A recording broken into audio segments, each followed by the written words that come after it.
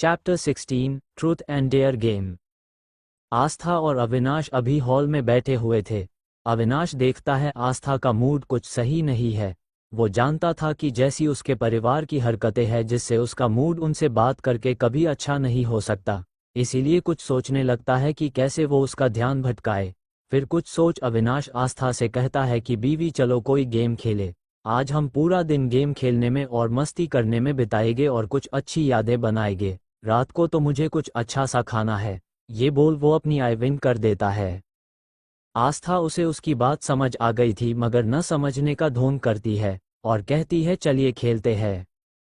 बीवी तुम पहले कौन सा गेम खेलना चाहोगी, रात वाला या दूसरा? आस्था आप गंदी बातें मत कीजिए, जल्दी बोलिए कौन सा खेल खेलना है, I am very excited. Avinash पहले हम ट्रुथ और डेयर गेम खेलेंगे। आस्था ठीक है। वो बच्चों के जैसे खुश हो जाती है। अविनाश एक बोतल लेके आता है और टेबल पे रख देता है। फिर दोनों एक दूसरे के आमने सामने बैठ जाते हैं। फिर उनका गेम स्टार्ट होता है। अविनाश बोतल घूमता है मगर बोतल उस पे आके ही रुकती है। ये देख उसका मुंह बन जाता है मगर आस्था को खुश देख हल्की सी मुस्कुराहट उसके फेस पे आ जाती है। आस्था बोलिए हब्बी ट्रुथ या डेयर, क्या चूज करेंगे आप? अविनाश ट्रुथ। आस्था ठीक है, फिर बताइए आप दुखी होने पे क्या करते हैं? अविनाश शांत हो जाता हूँ, ना किसी से बात करता हूँ ना मिलता हूँ, खुद को शांत करने की कोशिश करता हूँ। फिर वो बोतल घूमता है जिसे सामने बैठी आस्था की बारी आती है। अविनाश बीवी ट्रुथ या डेयर? आस्था हब्बी डेयर। अविनाश ठीक है, फिर कोई ऐसा सॉन्ग गाओ जो तुम्हारे दिल के करीब हो। आस्था ये सुन खुश हो जाती है और फिर गाना गाने लगती है। ये सोच रखा था मोहब्बत ना करेंगे हम, किसी को दिल नहीं देंगे, किसी पे ना मरेंगे हम दो। दिल गलती कर बैठा है दिल, बोल हमारा हमारा बोल हमारा क्या होगा। दिल गलती कर बैठा है दिल। फिर उसका गाना कंप्लीट होता है तो अविनाश होश में आता है। फिर आस्था बोतल घूमती है जिसमें फिर से उसी की टर्न आती है। ये देख मुंह बन लेती है। अविनाश मुस्कुराते हुए ट्रुथ या डेयर? आस्था ट्रुथ। अविनाश सोच लो फिर बच नहीं सकोगी। आस्था आप पूछिए जो पूछना है। अविनाश उसकी आंखों में देखते हुए बीवी तुम तो मुझसे नफरत करती थी ना, फिर मुझसे प्यार कैसे हो गया? आस्था मैंने आपको बोलता तो था, तो फिर क्यों पूछ रहे हैं आप? अविनाश मुझे पूरा सच जानना है बीवी। आस्था सच यही है जो मैंने आपको उस दिन बताया था और कोई नहीं है। अविनाश बीवी झूठ बोलने की कोशिश मत करो, जानता हूँ एक दिन आप जिसे नफरत करते हो उससे मोहब्बत होना मुश्किल है, फिर कल रात तुम खुद मेरे करीब आए। आस्था ये सुन उठ खड़ी होके जाने लगती है मगर अविनाश पकड़ लेता है। आस्था पीछे मुड़ के नहीं देखती तो वो उसके सामने आ जाता है। आस्था अब उससे कुछ भी छुपाना नहीं चाहती थी मगर उसे डर था क्या वो उसकी बातों पे भरोसा करेंगे। नहीं, कोई नहीं करेगा, सबको लगेगा वो मजाक कर रही है। आस्था क्या मैं जो बताऊंगी उस पे यकीन करेंगे? अविनाश हाँ। मैं सिर हिलाता है तो? आस्था वो उसे बताती है कि उसका पुनर्जन्म हुआ है। ये सुन अविनाश कुछ देर उसे शॉकिंगली देखता है, फिर जोर जोर से हंसने लगता है। ये देख आस्था उसे पूछती है क्या उसे उस पे यकीन नहीं? बीवी तुम बात ही ऐस बड़ी ई कर रही हो, ऐ बोल हंसने लगता है। आस्था को ये सुन के बहुत गुस्सा आता है, इसीलिए पास के सोफे पर रखा पिलो उठा के उसे मरने लगती है, जिसे देख अविनाश कहता है। अविनाश बीवी रुको, मैं तुम पे अब नहीं हंस रहा, रुक जाओ। मगर आस्था अब कहा उसकी सुनने वाली थी, वो उसे मारने लगती है। अविनाश देखत है आस्था नहीं रुक रही तो दूसरा पिल्लो उठा के मारने लगता है। अब दोनों की क्यूट सी पिलो फाइट स्टार्ट हो जाती है। अविनाश आगे आगे खुद को बचाते हुए चल रहा था, वही आस्था उसे मारने के लिए पीछे पीछे दौड़ रही थी। पूरे हॉल में उनकी हंसी की आवाज आ रही थी। काफी देर तक पिलो फाइट करके थक हार कर नीचे बैठ के लंबी सांसें लेने लगते हैं। दोनों के ही फेस पे मुस्कुराहट थी। वो कुछ देर ऐसे ही बैठे बैठे बात करते हैं और फिर एक दूसरे की बाहों में सुकून से बैठे रहते हैं। फिर टाइम देखते हैं जिसमें 7 बजे थे, जिसे देख आस्था झट से खड़ी हो जाती है। आस्था अविनाश 7 बज गए, आज सर्वेंट छुट्टी पर है तो मैं जाके खाना बनाती हूँ, आपको भूख लगी होगी ना? अविनाश, बीवी भूख तो लगी है मगर तुम्हारी। आस्था, अविनाश ये कैसी बातें कर रहे हैं, आपको नहीं तो मुझे भूख लगी है। अविनाश, शरारत से मुस्कुराते हुए, जान तुम मुझे खाना, मैं तुम्हें खाऊंगा जिससे तुम्हारा पेट भी भर जाएंगे। आस्था, नहीं मुझे आपकी नहीं खाना, मुझे खाना खाना है। अविनाश, ठीक है हम दोनों मिलके कुछ हल्का सा बनते हैं। आस्था, ठीक है। फिर आस्था के पीछे पीछे अविनाश भी किचन में चला जाता है। दोनों का मन आलू के पराठे साथ में दही और चाय पीने का था, इसीलिए वही बनाने का डिसाइड करते हैं। पहले आस्था कुकर लेके पानी डाल के आलू को डाल के कुकर बंद कर गैस ऑन कर उस पे रख देती है। वही अविनाश अब आटा गूंथने के लिए निकलता है। इसमें तेल नमक पानी डाल गूंथने लगता है मगर थोड़ा सा आटा उसके फेस पे लग जाता है, जिसे देख आस्था को हंसी आ जाती है। उसे हंस देख अविनाश उसे कंफ्यूजन में देखता है, तो आस्था उसके फेस पर से आटा हाथ में लेके उसे दिखाती है। वो फिर हंसने लगती है, जिसे देख अविनाश अब आटा उसके गाल पे लगा देता है। फिर वो हंसने लगता है मगर आस्था का मुंह बन जाता है, जिसे देख अविनाश उसका मुंह साफ करता है। जिसे देख आस्था मुस्कुरा देती है और प्यार से उसके गाल पे किस कर देती है, जिसे अविनाश के फेस पे मुस्कुरा आ जाती है। फिर दोनों मिलके एक दूसरे के लिए आलू के पराठे बनाते हैं। फिर आस्था चाय बनाती है। अविनाश दही और पराठे को डाइनिंग टेबल पे ले जाता है और डाइनिंग टेबल पे बैठ जाता है। थोड़ी देर बाद आस्था भी आ जाती है। दोनों फिर खाने लगते हैं। चैप्टर 17, गार्डन में वॉक करना साथ में। आस्था और अविनाश अपना डिनर कंप्लीट करते हैं। फिर किचन में सारे जूठे बर्तन लेट है। अविनाश डिशेज वॉश करने लगता है और आस्था पोंछने और मुकने लगती है। थोड़ी देर में काम खत्म कर हॉल में वापस आके बैठते हैं। दोनों को ही नींद नहीं आ रही थी तो गार्डन में जाके ठंडी हवा लेने का सोचते हैं। फिर गार्डन में चले जाते हैं। वहां जाके वॉक करने लगते हैं। दोनों साथ चल रहे थे जिसे उनके हाथ एक दूसरे को टच हो रहे थे।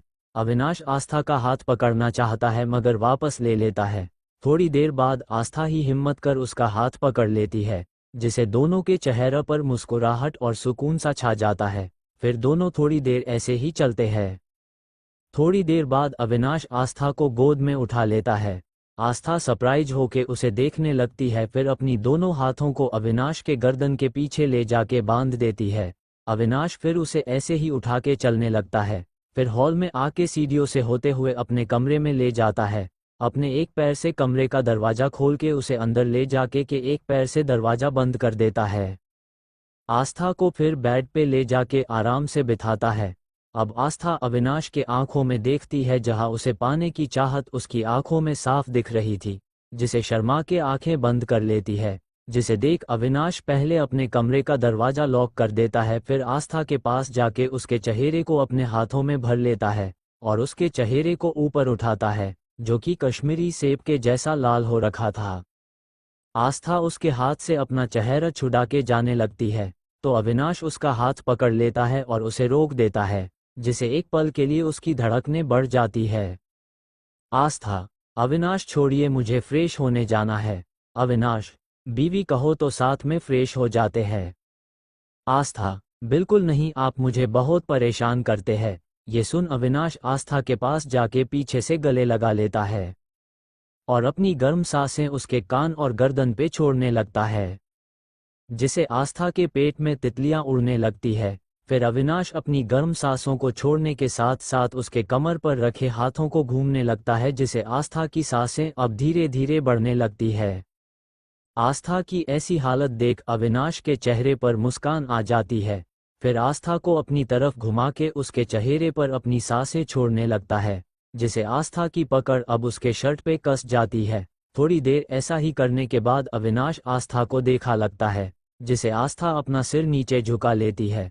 अविनाश फिर उसका सिर उठा के उसके होठों पे होठ रख देता है, जिसे आस्था की पकड़ अविनाश के शर्ट पे और काश जाती है। थोड़ी देर ऐसे ही किस करने के बाद दोनों अलग होके एक दूसरे को देखने लगते हैं। फिर अविनाश आस्था के साड़ी के पल्लू को नीचे कर देता है और उसकी गर्दन पे किस करने लगता है। अब अविनाश के हाथ आस्था के कमर पे थे और आस्था के हाथ अविनाश के बालों में घूम रहे थे। अब किस करने के साथ साथ वो बाइट भी करने लगता है, जिसे आस्था की सिसकियां निकलने लगती है। जिसे सुन अविनाश अपने होठों को उसके गर्दन और क्लीवेज पे घूमने लगता है और उसे पीछे की तरफ ले जाने लगता है। पीछे जाते जाते आस्था बेड पे गिर जाती है। अब हालत इस थे कि आस्था नीचे और अविनाश उसके ऊपर था और अभी भी किस किए जा रहा था, बाइट भी, जिसे आस्था को दर्द हो रहा था। इसीलिए अविनाश को अपने नीचे कर आस्था इसके पेट पे बैठ के उसके शर्ट के बटन खोलने लगती है, जिसे अविनाश को कुछ समझ नहीं आता कि आस्था क्या करना चाहती है, मगर वो उससे कुछ नहीं पूछता बल्कि अपने हाथों को अपने सिर के पीछे ले जाके बांध देता है। वही आस्था उसके शर्ट के बटन खोलने में लगी हुई थी। कुछ देर बाद उसके शर्ट के बटन खोल के उसके गर्दन पे किस करने लगती है, जिसे महसूस कर उसकी आंखें बंद हो जाती है। आस्था तो उसके एप्स देखकर ही पागल हो रही थी। वो अपने होठों को उस पे फिराने लगती है और अब उसके हाथ भी यहाँ वहाँ घूमने लगते हैं। अब किस करने के साथ साथ बाइट भी करने लगती है, जिसे अविनाश लंबी लंबी सांसें लेने लगता है जब उससे कंट्रोल नहीं हो रहा था, जिससे अब वो आस्था को फिर से अपने नीचे कर देता है और फिर से किस करने लगता है, जिसमें आस्था भी उसका साथ देने लगती है। अब अविनाश के हाथ अब आस्था की पूरी बॉडी पे घुमाने लगता है, जिससे आस्था के पैर ऊपर खींचने लगती है, मगर अविनाश अपने पैरों को उसके पैर पे रख देता है। फिर आस्था के गर्दन और क्लीवेज पे किस करने लगाता है। फिर थोड़ी देर बाद आस्था को सीधा कर उसके ब्लाउज के हुक को खींच के खोल देता है, फिर उसकी डोरी भी खींच देता है, जिससे उसका ब्लाउज ढीला हो जाता है, जिससे अविनाश खींच के निकल देता है। फिर उसके इनर कपड़े भी निकाल उसके उभारों पे किस करने के साथ साथ बाइट भी करने लगता है और दूसरे को मसलने लागत है। थोड़ी देर ऐसे ही खेलने के बाद उसके पेट पे किस करने लगाता है, जिसे आस्था ऊपर की तरफ उठने लगती है, मगर अविनाश ने दोनों हाथों से उसकी कमर पकड़ रखी थी, जिससे हिल नहीं पाती। अविनाश उसकी नाभि पर अपनी जीभ फिराने लगता है, जिसे आस्था उसके सिर को अपनी तरफ दबाने लगती है। आस्था अब मौन करने लगती है। आस्था को भी अब मजा आ रहा था। फिर अविनाश उसके पेटीकोट को भी निकल देता है और उसके पैरों पे होठ फिराने लगता है, जिससे आस्था की आवाजें तेज होती जाती है। अविनाश भी अब आउट ऑफ कंट्रोल हो गया था, जिससे अब दोनों एक दूसरे में खो के प्यार की दुनिया में खो जाते हैं।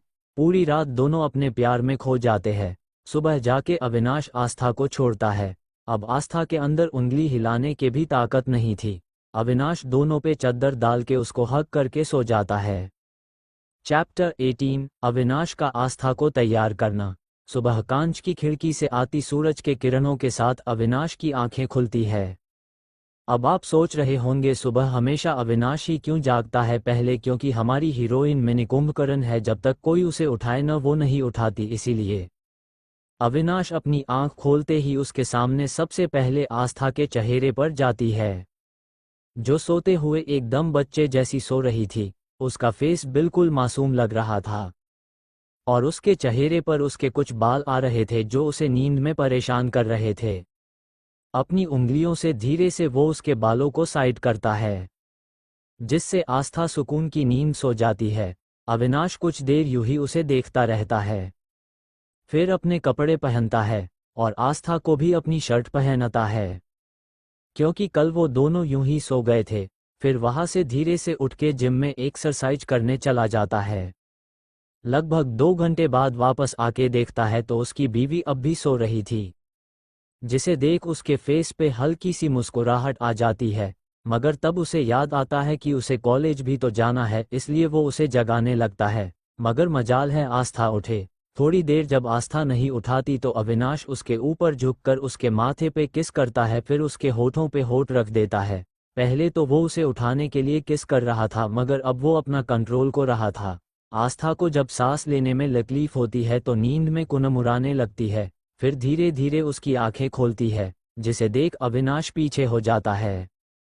अविनाश, गुड मॉर्निंग बीवी।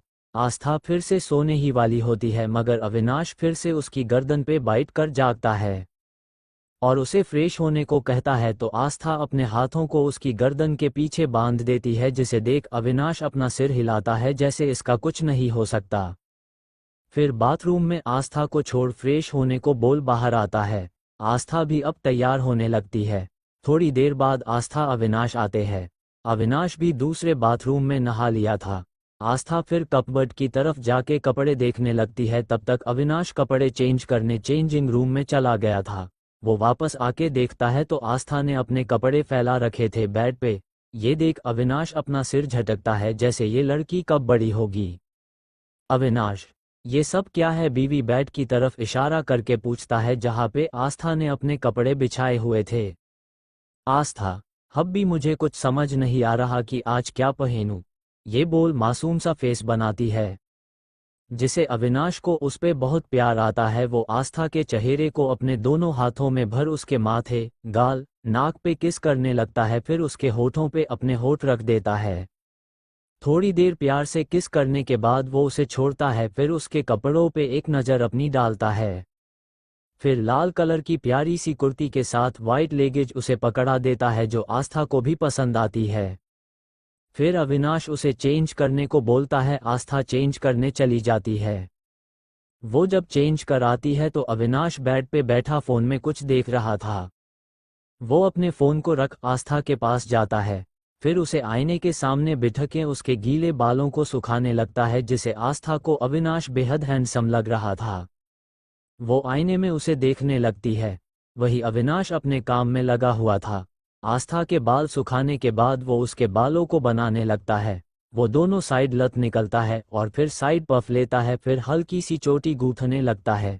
ये काम हो जाने के बाद वो उसके सामने जाके उसे ईयररिंग्स पहनता है, मॉइस्चराइजर लगाता है उसके फेस पे, फिर थोड़ा सा पाउडर लगता है जिसमें वो बेहद खूबसूरत दिख रही थी। फिर काजल लेके वो उसके आंखों में लगता है, माथे पे बिंदी लगाता है, फिर काजल का काला टीका उसके कान के पीछे लगाता है। आस्था, अब भी मुझे आपके होते हुए किसी की नज़र नहीं लग सकती। अविनाश, पता है बीवी, मगर कॉलेज में मैं तुम्हारे साथ नहीं होऊंगा, तब नज़र लग गई तो तुम हो ही इतनी खूबसूरत कि सब तो हमें देखते रह जाए। फिर वो कहता है, चलो अब ब्रेकफास्ट कर लेते हैं। तो आस्था हाँ में अपना सिर हिलाती है। वो जाने लगते हैं कि आस्था को कुछ याद आता है। वो रुक जाती है। अविनाश, क्या हुआ बीवी? आस्था कुछ नहीं कहती और आईने के पास जाके साइड में रखा हुआ सिंदूर लेके अविनाश के पास आके खड़ी हो जाती है, जिसे अविनाश शॉक्ड हो जाता है, क्योंकि आस्था कभी सिंदूर नहीं लगती थी। आज वो लगाने को बोल रही है।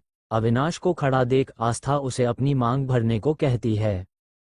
अविनाश, बीवी, सबके सामने कॉलेज में तुम्हें एक अवार्ड होगा। आस्था, कुछ नहीं होगा, अब भी आप लगाए। ये सुन अविनाश आस्था की मांग भर देता है। आस्था की आंखें बंद हो जाती है।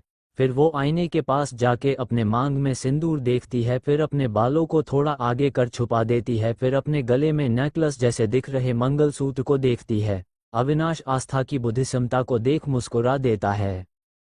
अविनाश, अब चले। आस्था, हाँ चलिए। आस्था जल्दी से अपना दुपट्टा लेके नीचे जाती है।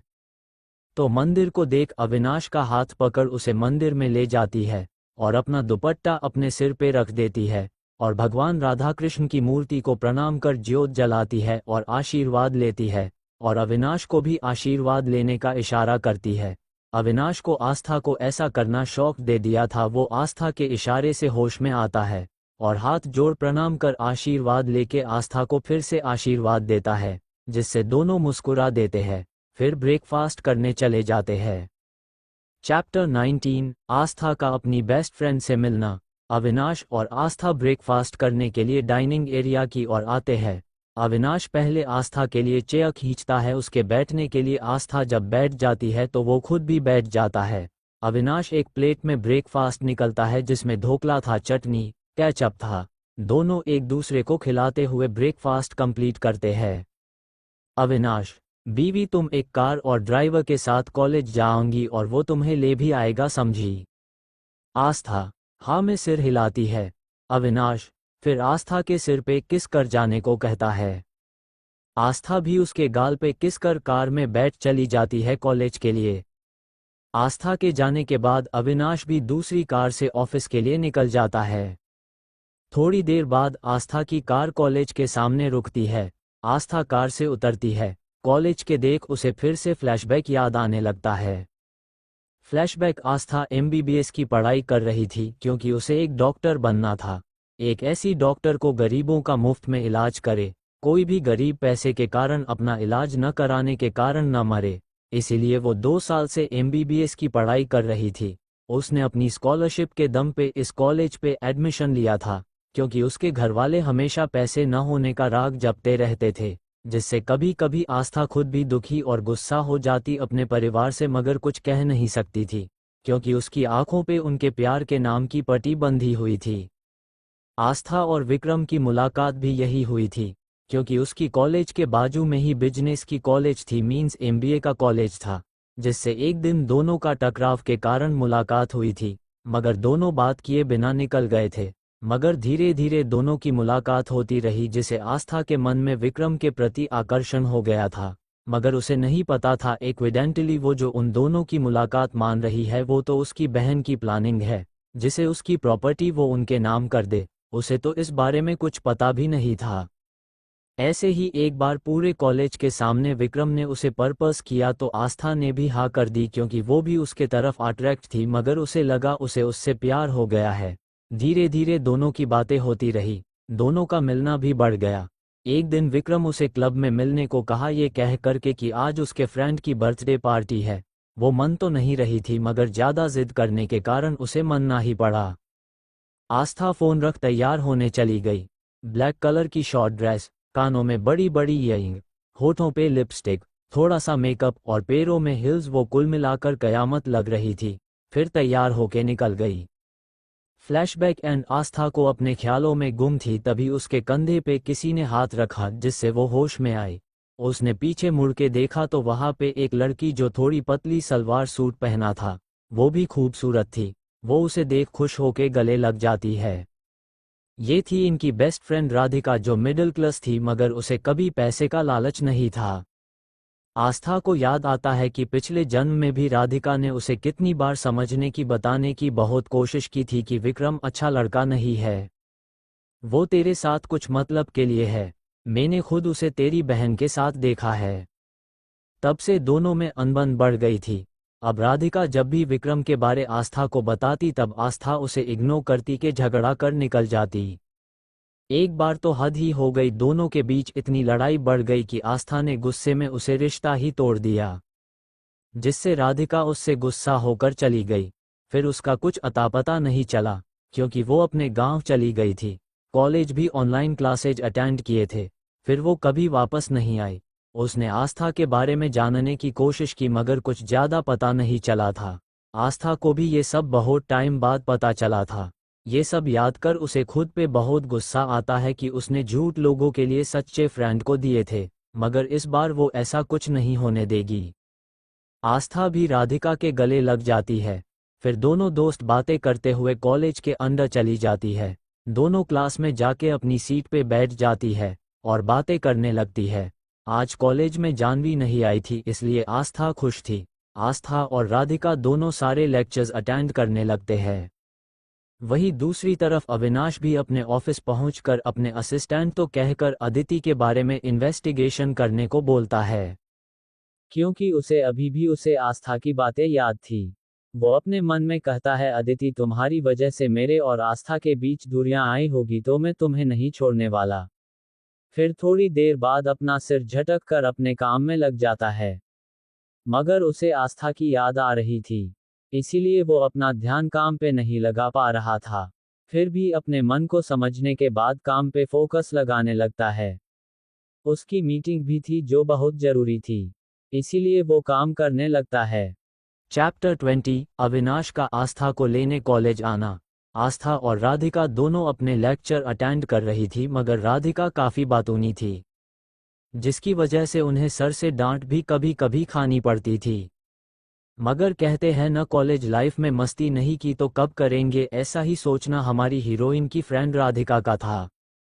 जब ब्रेक होता है तो दोनों कैंटीन में जाती है, मगर जब देखती है कि एक भी चेयर खाली नहीं है तो दोनों उदास हो जाती है। मगर तभी उनके क्लास का हैंडसम लड़का, जिसकी लाखों क्रश है, लड़कियां तो उस पे देख के ही फिदा हो जाती है, वो आता है, जिसे देख कुछ लड़कियां अपनी चेयर मतलब जगह छोड़ देती है, जिससे वो उनके पास जाके बैठे। मगर वो जाके कोने में पड़े टेबल पे जाके अपने दोस्त के साथ बैठ जाता है।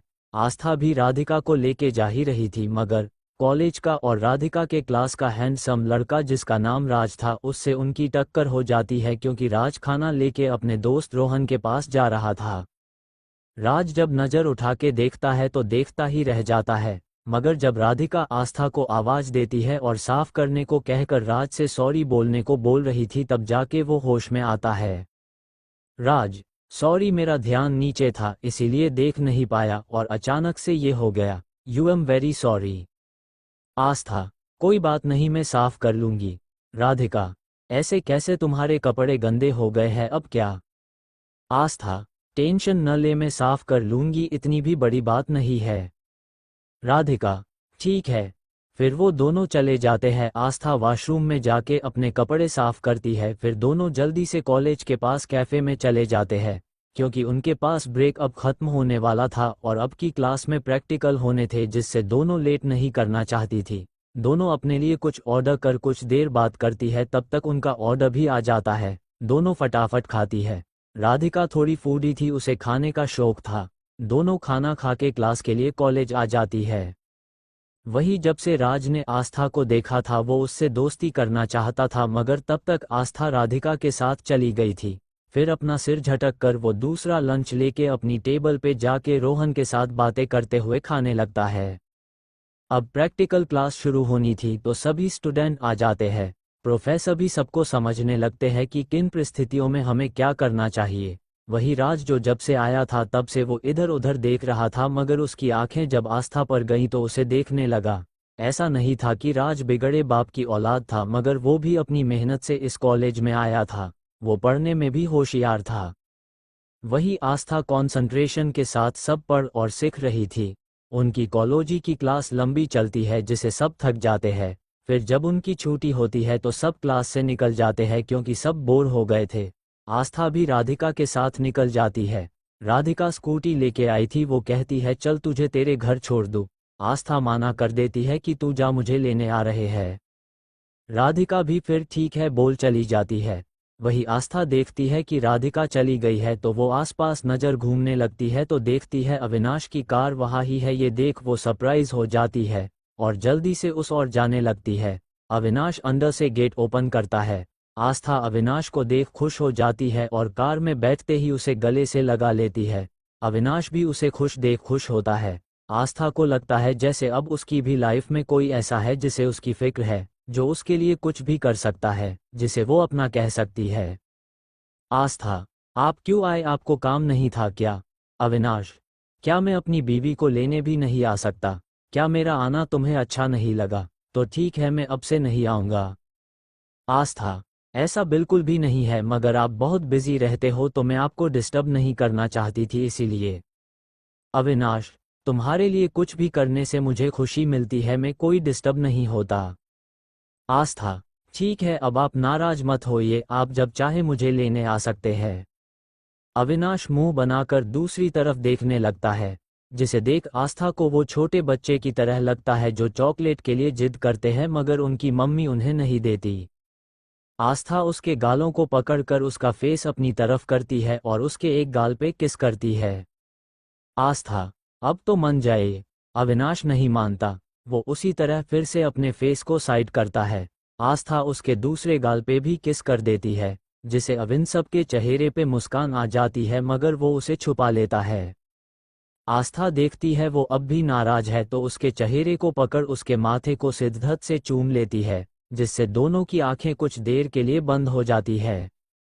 अविनाश कुछ देर बाद होश में आता है तो वो आस्था के माथे को चूम उसकी सीट बेल्ट बंद देता है, फिर दोनों वहां से निकल जाते हैं। उनके निकलने के बाद राज भी बाहर आता है, जिसको प्रोफेसर ने रोक लिया था क्योंकि उन्होंने देख लिया था कि राज का ध्यान क्लास में नहीं था, इसीलिए वो उसे थोड़ा बहुत समझाते हैं फिर जाने देते हैं। राज जल्दी भागने लगता है, उसके पीछे रोहन भी भागता है, मगर राज जब बाहर आता है तो देखता है कोई नहीं है। ये देख उदास हो जाता है। तब तक रोहन भी पहुंच गया था। रोहन, क्या कुछ हुआ है, तू ऐसे भागा क्यों? राज, कुछ नहीं चल कल मिलते हैं, ये बोल वो चला जाता है। रोहन भी कंधे उचकते हुए चला जाता है। चैप्टर 21, अविनाश आस्था का रोमांस। अविनाश और आस्था घर पहुंचते हैं। दोनों कार से उतरकर घर के अंदर जाते हैं। हॉल में सोफे पे बैठते हैं तब तक मैड आके उन्हें पानी देती है। दोनों एक एक ग्लास पानी का लेके पीते हैं। पानी पीने के बाद आस्था फ्रेश होने अपने रूम की तरफ जाती है। उसके पीछे पीछे अविनाश भी चला जाता है। आस्था रूम में पहुंचने के बाद वो वार्डरोब से कपड़े लेके बाथरूम में जाने लगती है, मगर तब तक अविनाश भी आ जाता है। वो पीछे से उसे गले से लगा लेता है, जिससे आस्था वही ही खड़ी रह जाती है। आस्था, अविनाश छोड़ो, मुझे फ्रेश होने जाना है। अविनाश, नहीं बीवी, कुछ देर ऐसे ही रहो न मेरे पास, मेरी बाहों में। आस्था फिर कुछ नहीं कहती न उससे दूर जाती है। कुछ देर ऐसे ही रहने के बाद अविनाश आस्था को अपनी तरफ करता है, जिसे आस्था का फेस अब दिखाने लगता है। अविनाश, बीवी, मैंने तुम्हें बहुत मिस किया। आस्था, मैंने भी तुम्हें बहुत याद किया। अविनाश, तो मैसेज या कॉल क्यों नहीं किया? आस्था, मुझे लगा तुम काम में बिजी होगे इसीलिए, मगर तुम्हें तो मुझे फ़ोन या मैसेज करना चाहिए था ना। अविनाश, मैं तुम्हें तुम्हारी स्टडी में डिस्टर्ब नहीं करना चाहता था इसीलिए। वैसे आज तुम्हारा दिन कैसा गया? आस्था, बहुत अच्छा गया। तुम्हें पता है राधिका कितनी बातूनी है, जिससे हमें डांट पड़ती है। ब्रेक में कैंटीन में गई, वहाँ जगह नहीं थी इसीलिए वैसे हम कॉलेज के नज़दीक कैफ़े में गए, फिर लेक्चर्स, मगर शांति थी आज। अविनाश, हम बहुत अच्छा दिन गया तुम्हारा मतलब। आस्था, हम, ये बोलो उसके सीने से लग जाती है। अविनाश भी उसे बाहों में भर लेता है। फिर अविनाश धीरे से उसके होठों पे होठ रख देता है, किस करने लगता है। आस्था उसे दूर धकेल रही थी, जिसे देख अविनाश उसे दूर होके कंफ्यूज होके देखने लगता है। आस्था, अभी दिन है अविनाश और मैं पसीने में तरबह हूँ। ये सुन अविनाश के फेस पे स्माइल आ जाती है। वो फिर से आस्था अपनी बाहों में लेके उसे किस करने लगाता है। अब आस्था भी उसका साथ देने लगती है। थोड़ी देर किस करने के बाद दोनों अलग होते हैं। अविनाश, मुझे तुम्हारे हर एक रूप से प्यार है। तुम जिस भी हालत में हो मुझे कुछ फर्क नहीं पड़ता। आस्था को ये सुन उस पे और प्यार आ जाता है। वो अविनाश के पैरों पे खड़ी होके उसके माथे पे शिद्दत से चूम लेती है, जिससे अविनाश की आंखें बंद हो जाती है। फिर आस्था उसकी दोनों बंद आंखों पे किस करती है। वहां से होते हुए वो अविनाश के दोनों गालों पे किस करती है। अंत में वो अविनाश के होठों पे होठ रख देती है, मगर उसे किस करना नहीं आता था। वो सिर्फ चॉकलेट जैसे उसके होठों को चूस रही थी। अविनाश फिर भी उसे नहीं रोकता और उसे महसूस करने लगता है। आस्था किस करते हुए ही अपने हाथों को अविनाश के शर्ट पे ले जाके बीच में से उसके शर्ट के बटन खोलने लगती है। अविनाश भी उसे नहीं रोकता, उसे वो को करना चाहती थी करने देता है। आस्था अपने हाथों से अविनाश के बटन को खोलते हुए उसकी शर्ट के सारे बटन खोल देती है। फिर वो उसे किस करना छोड़ उसे थोड़ी दूर हो जाती है। अविनाश भी अब अपनी बंद आंखों को खोल देता है। आस्था अब अपनी नज़र अविनाश के एब्स पे टिका देती है, जिसे देख वो अपना थूक निगलने लगती है। थोड़ी देर देखने के बाद उसके हाथ अपने आप अविनाश के एब्स को छूने लगते हैं, जिसे अविनाश की आंखें बंद हो जाती है। वो आस्था की तरफ बढ़ने लगता है। आस्था खोई हुई पीछे जाने लगती है। फिर पीछे की ओर जाते जाते आस्था बेड से टकरा के बेड पे गिर जाती है। फिर अविनाश जल्दी से उसे पलट देता है, जिसे आस्था अविनाश के ऊपर आ जाती है। कुछ देर दोनों एक दूसरे की आंखों में देखते रहते हैं, मगर कुछ देर बाद आस्था होश में आती है और दूर जाने लगती है, मगर अब अविनाश मदहोश हो चुका था। अविनाश, बीवी क्या कर रही हो? आस्था कुछ नहीं बोलती और शर्माने लगती है। उसे याद आता है कैसे उसने आगे बढ़ाकर किस किया था और फिर अपना कंट्रोल खोना, जिसे देख उससे कुछ भी नहीं कहा जाता। अविनाश, बीवी मेरी तरफ देखो। आस्था थोड़ी आनाकानी करने के बाद उसकी आंखों में देखती है। उसकी इंटेंस नज़रों को देख उसकी आंखें खुद ही झुक जाती है। अविनाश, बीवी मुझे प्यार करो, मुझे तुम्हारे प्यार को महसूस करना है। आस्था न में अपना सिर हिलाती है तो अविनाश उसके चेहरे को पकड़ उसकी आंखों में देखने को मजबूर करता है और उसके एक हाथ को पकड़ अपने एब्स पे रख घूमने लगता है।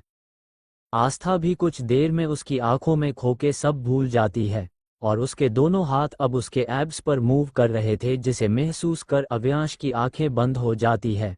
उसकी बंद आंखों को देख आस्था अपने होठ जगह जगह फिराने लगती है। टाइम के साथ अब वो किस करने के साथ साथ बाइट भी करने लगती है, जिसे अविनाश की आहें निकलने लगती है। अविनाश से जब कंट्रोल नहीं होता तो वो खुद उसके ऊपर आके आस्था को अपने नीचे कर देता है। आस्था को देखते हुए वो उसके होठों पर पैशनेटली किस करने लगाता है और अपने हाथों को आस्था की बॉडी पे घुमाने लगता है। कुछ देर किस करने के बाद उसके होठों को छोड़ गर्दन पे किस करने लगाता है। फिर उसके कुर्ती को निकल देता है। फिर उसकी गर्दन हर जगह पर किस और बाइट करने लगाता है। धीरे धीरे नीचे की तरफ जाते हुए वो उसके पेट पर अपनी टंग गोल गोल फिराने लगता है, जिसे आस्था मचल उठाती है। अविनाश अब उसके पेट पर किस करने के साथ साथ उसकी स्किन को मुंह में लेके बाइट करने लगाता है, जिसे आस्था की आहें निकलने लगती है। अविनाश के दोनों हाथों ने उसकी कमर को पकड़ रखा था। क्या कभी आपको सवाल नहीं हुआ कि आस्था और अविनाश की शादी कैसे हुए? उसकी बेस्ट फ्रेंड को भी क्यों नहीं पता? क्या आस्था अपना बदला ले पाएगी या इस जन्म में भी मारी जाएगी? राज का आना अच्छा है या वो भी किसी मकसद से आया है? चैप्टर 22 आस्था को पास्ट याद आना। अविनाश आस्था की बेली पर किस कर अपनी टंग घुमा रहा था, जिससे वो मचल उठाती है। अविनाश फिर आस्था के उभारों पे हाथ रख देता है, जिसे आस्था की आहें तेज हो जाती है। अविनाश अब उसके साथ खेल रहा था। फिर थोड़ी देर बाद अविनाश अपनी पेंट निकलता है, फिर आस्था की लेगिस को भी निकलता है। फिर उसके गोरे पैरों पे अपने होठ फिराने लगता है, जिसे आस्था अपने पैरों को छुड़ाने की कोशिश करती है मगर छुड़ा नहीं पाती। अविनाश फिर उसके होठों पे किस करने लगाता है। आस्था जॉब उसकी जरूरत थी, वो अब उसे अपने सामने के लिए रेडी थी, जिसे आस्था की चीख निकल जाती है और आंखों में आंसू आ जाते हैं। इसीलिए अविनाश कुछ देर उसे किस करता है और उसके पैरों पे हाथ घुमाने लगता है, जिसे आस्था नॉर्मल हो। आस्था जब नॉर्मल होती है तो वो अपनी कमर को मूव करने लगता है। कुछ देर बाद आस्था को भी अच्छा लागत है, वो भी उसका साथ देने लगती है। कभी वो अविनाश के ऊपर होती कि कभी अविनाश उसके ऊपर होता। दोनों एक दूसरे को प्यार जता रहे थे। 2 घंटे बाद वो उससे अलग होता है। दोनों पसीने से तरबदर थे। आस्था बहुत ज्यादा थक है थी, इसीलिए अविनाश उसे कुछ देर सोने देता है। डिनर के समय वो उसे उठाता है और बाथरूम में ले जाकर नहलाता है। फिर कपड़े पहनाकर नीचे ले जाता है और अपने हाथों से डिनर करवाता है। डिनर करवाने के बाद खुद भी खाता है। फिर उसे लेकर अपने रूम में जाता है और हग करके सो जाता है। आस्था तो पहले ही सो गई थी। आस्था अपने एक हाथ और पाँव को अविनाश के ऊपर डालकर आराम से सो जाती है।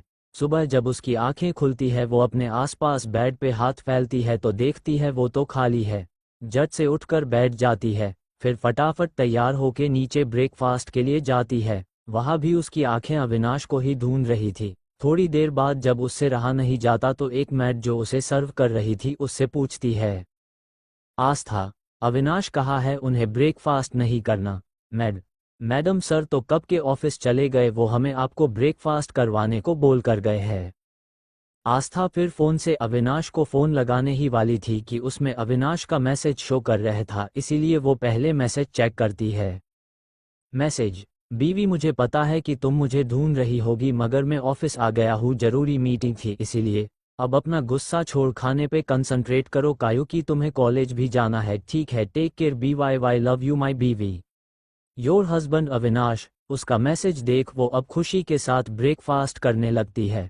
ब्रेकफास्ट करने के बाद अपने रूम में जाके बैग लेकर कॉलेज के लिए निकल जाती है। कार में बैठे हुए ही याद करती है कि उन दोनों की शादी किस हालत में हुई थी। अविनाश ने उसे अपना लिया था मगर वो उसे न अपना पाई, जिसकी कीमत उसे अपनी जान दे के चुकानी पड़ी।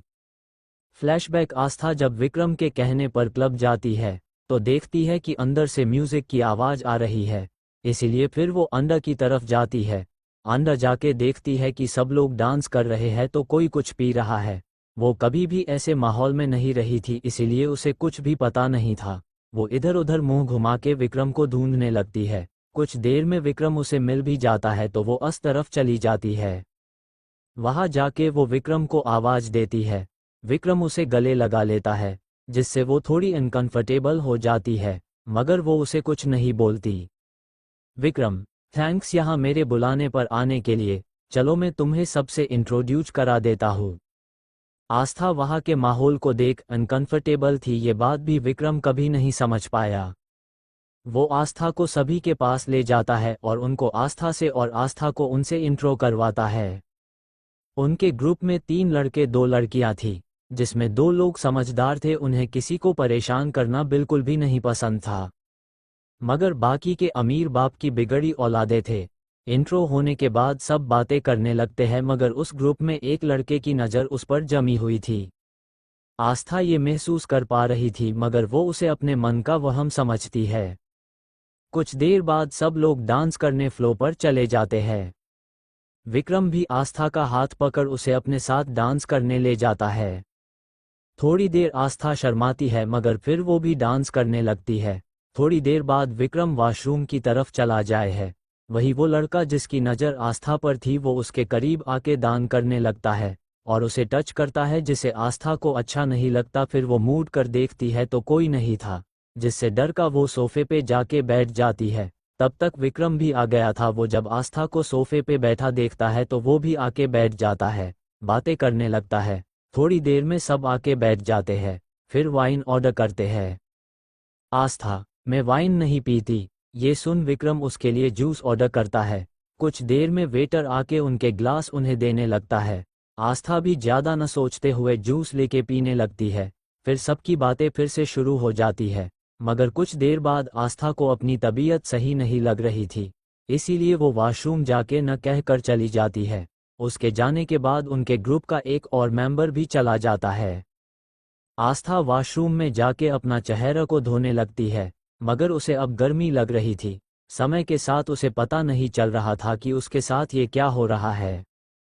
वही वो शख्स आस्था के पीछे जा रहा था। उसे विक्रम पकड़ के खींच लेता है क्योंकि उसने सब देख लिया था मगर कुछ कहा नहीं था। वो शख्स, देख मैंने कुछ नहीं किया, मैं तो जा रहा था। विक्रम तिरछी मुस्कान से बोलता है, क्या वो लड़की तुम्हें चाहिए? तो वो शख्स हाँ में सिर हिलाता है। तो ठीक है, वो आज तुम्हारी, मगर मुझे फोटो भेजना मत भूलना। 1 मिनट, वो तो तुम्हारी गर्लफ्रेंड है न, तो तुम ऐसा क्यों कर रहे हो? उस शख्स ने पूछा। विक्रम, वो मेरी कोई नहीं है, मैं तो उसके साथ प्यार का नाटक कर रहा हूँ। तुम्हें चाहिए तो बोलो वरना जाओ, मैं तुम्हें अपना मकसद नहीं बता सकता। वो शख्स ठीक है कहकर चला जाता है। विक्रम के फेस पे क्रिपी स्माइल आ जाती है और मन में बोलता है, अब मैं भी देखता हूँ आज तुम्हें बर्बाद होने से कौन बचाता है। चैप्टर 23 आस्था का पास्ट को याद करना फ्लैशबैक 2 फ्लैशबैक कंटिन्यू। आस्था वॉशरूम में अपने चेहरे पर पानी डाल रही थी मगर उसे उसको राहत नहीं मिल रही थी। उसे गर्मी लग रही थी। वो थोड़ी देर बाहर आती है मगर तब उसे उसके पीछे किसके होने का एहसास होता है। वो पीछे मुड़ के देखती है, वो वही शख्स था जिसे देख वो डर जाती है। वो वहां से जाने लगती है मगर वो शख्स उसे पकड़ लेता है। आस्था अब अपना होश खो रही थी। इसका फायदा उठाकर वो आदमी उसे ले जाने लगता है मगर किसी तरह आस्था उसके पकड़े हाथ को काट लेती है जिसे उसकी पकड़ उस पे कम हो जाती है। वो भागने को होती है मगर फिर वो शख्स उसे पकड़ लेता है, जिससे आस्था अपने आप को छुड़ाने की कोशिश करती है। थोड़ी देर कोशिश करने के बाद भी जब वो छूट नहीं पाती तो वो अब अपनी पूरी ताकत लगाकर उसके दोनों पैरों के बीच जोर से किक मारती है, जिसे ए शख्स उसे छोड़ देता है। वो वहां से ऊपर की तरफ भागती है जहां वीवीआईपी के लिए रूम अवेलेबल होते थे। आस्था को होश नहीं था, उसे किसी भी तरह अपनी इज्जत बचानी थी। वो थोड़ी देर बाद लिफ्ट में जाके ऊपर के फ्लो का बटन प्रेस करती है। लिफ्ट 3 आवाज के साथ ऊपर के फ्लो पे जाके रुकती है। आस्था बाहर आती है। वो सब रूम में चेक करती है क्योंकि वो शख्स उसके पीछे आ रहा था मगर वो तब तक लिफ्ट में चली गई थी। वो जब एक रूम का दरवाज़ा खुला देखती है तो उस रूम में जाके अंदर से दरवाज़ा लॉक कर देती है। वो सीधा बेड पे जाके गिर जाती है क्योंकि उसे अब ये गर्मी सहन नहीं हो रही थी। उस रूम में कोई नहीं था मगर वॉशरूम से पानी गिरने की आवाज़ आ रही थी। मगर जब वो शख्स दरवाज़ा खुलने की आवाज़ सुनाता है तो जल्दी खुद को टॉवल लपेट कर बाहर आता है। वही आस्था को तो कोई आवाज़ नहीं आ रही थी क्योंकि उसे पूरा नशा हो गया था। वो शख्स बाहर आके देखता है तो कोई लड़की उसके बेड पे पड़ी थी। ये देख उसे बहुत गुस्सा आता है क्योंकि किसी की हिम्मत नहीं थी कोई ऐसे ही उसके रूम में चला आए। वो बेड के पास जाता है। सही समझे भाई लोग, वो और कोई नहीं, हमारी कहानी का हीरो अविनाश ही था जो मीटिंग के लिए यहाँ आया था मगर अब लेट हो गया था, जिससे वो यही रुक गया क्योंकि सुबह उसे इसी मीटिंग के बारे और कुछ डिस्कशन करना था। उसके साथ उसका असिस्टेंट भी था जो दूसरे रूम में रुका हुआ था। वही अविनाश थोड़ा ज़्यादा आज थक गया था, इसीलिए रूम में आने के बाद डायरेक्ट वो शावर लेने चला गया। मगर जब दरवाजा खुलने की आवाज़ से वो जल्दी से बाहर आया। अविनाश, ये लड़की तुमको जिसने भी भेजा हो सीधे बोल रहा हूँ यहाँ से चली जाओ वरना मैं क्या करूँगा उसका तुम्हारे दिमाग में कभी ख्याल भी नहीं आया होगा। आस्था ये सुन के भी कुछ रिएक्ट नहीं करती, तो अविनाश उसके पास जाके उसे झटके से सीधा करता है, जिसे आस्था का फेस उसके सामने आ जाता है। दूध सा गोरा चेहरे, नीली आंखें, खुले बाल, शॉर्ट ड्रेस में वो कयामत लग रही थी, मगर उसकी नीली आंखें नशे में लाल हो गई थी। वो अपने कपड़े उतारने की कोशिश कर रही थी। अविनाश उसे देख अपना कंट्रोल को रहा था, क्योंकि उसने आज तक इतनी खूबसूरत और मासूम लड़की नहीं देखी थी, मगर फिर भी खुद पे कंट्रोल करता है। अविनाश, कौन हो तुम और यहाँ क्या कर रही हो? आस्था ड्रग के नशे में ही आस्था बोलती है और उसे अपने पास खींच लेती है, जिससे अविनाश उसके ऊपर आ जाता है, मगर वो पूरा अपना भर उस पे नहीं डालता। अविनाश, और तुम्हें यहाँ किसी ने भेजा है? ये सुन आस्था कुछ नहीं बोलती, उसके बॉडी को देखने लगती है, क्योंकि उसने अपर बॉडी पे कुछ नहीं पहना था।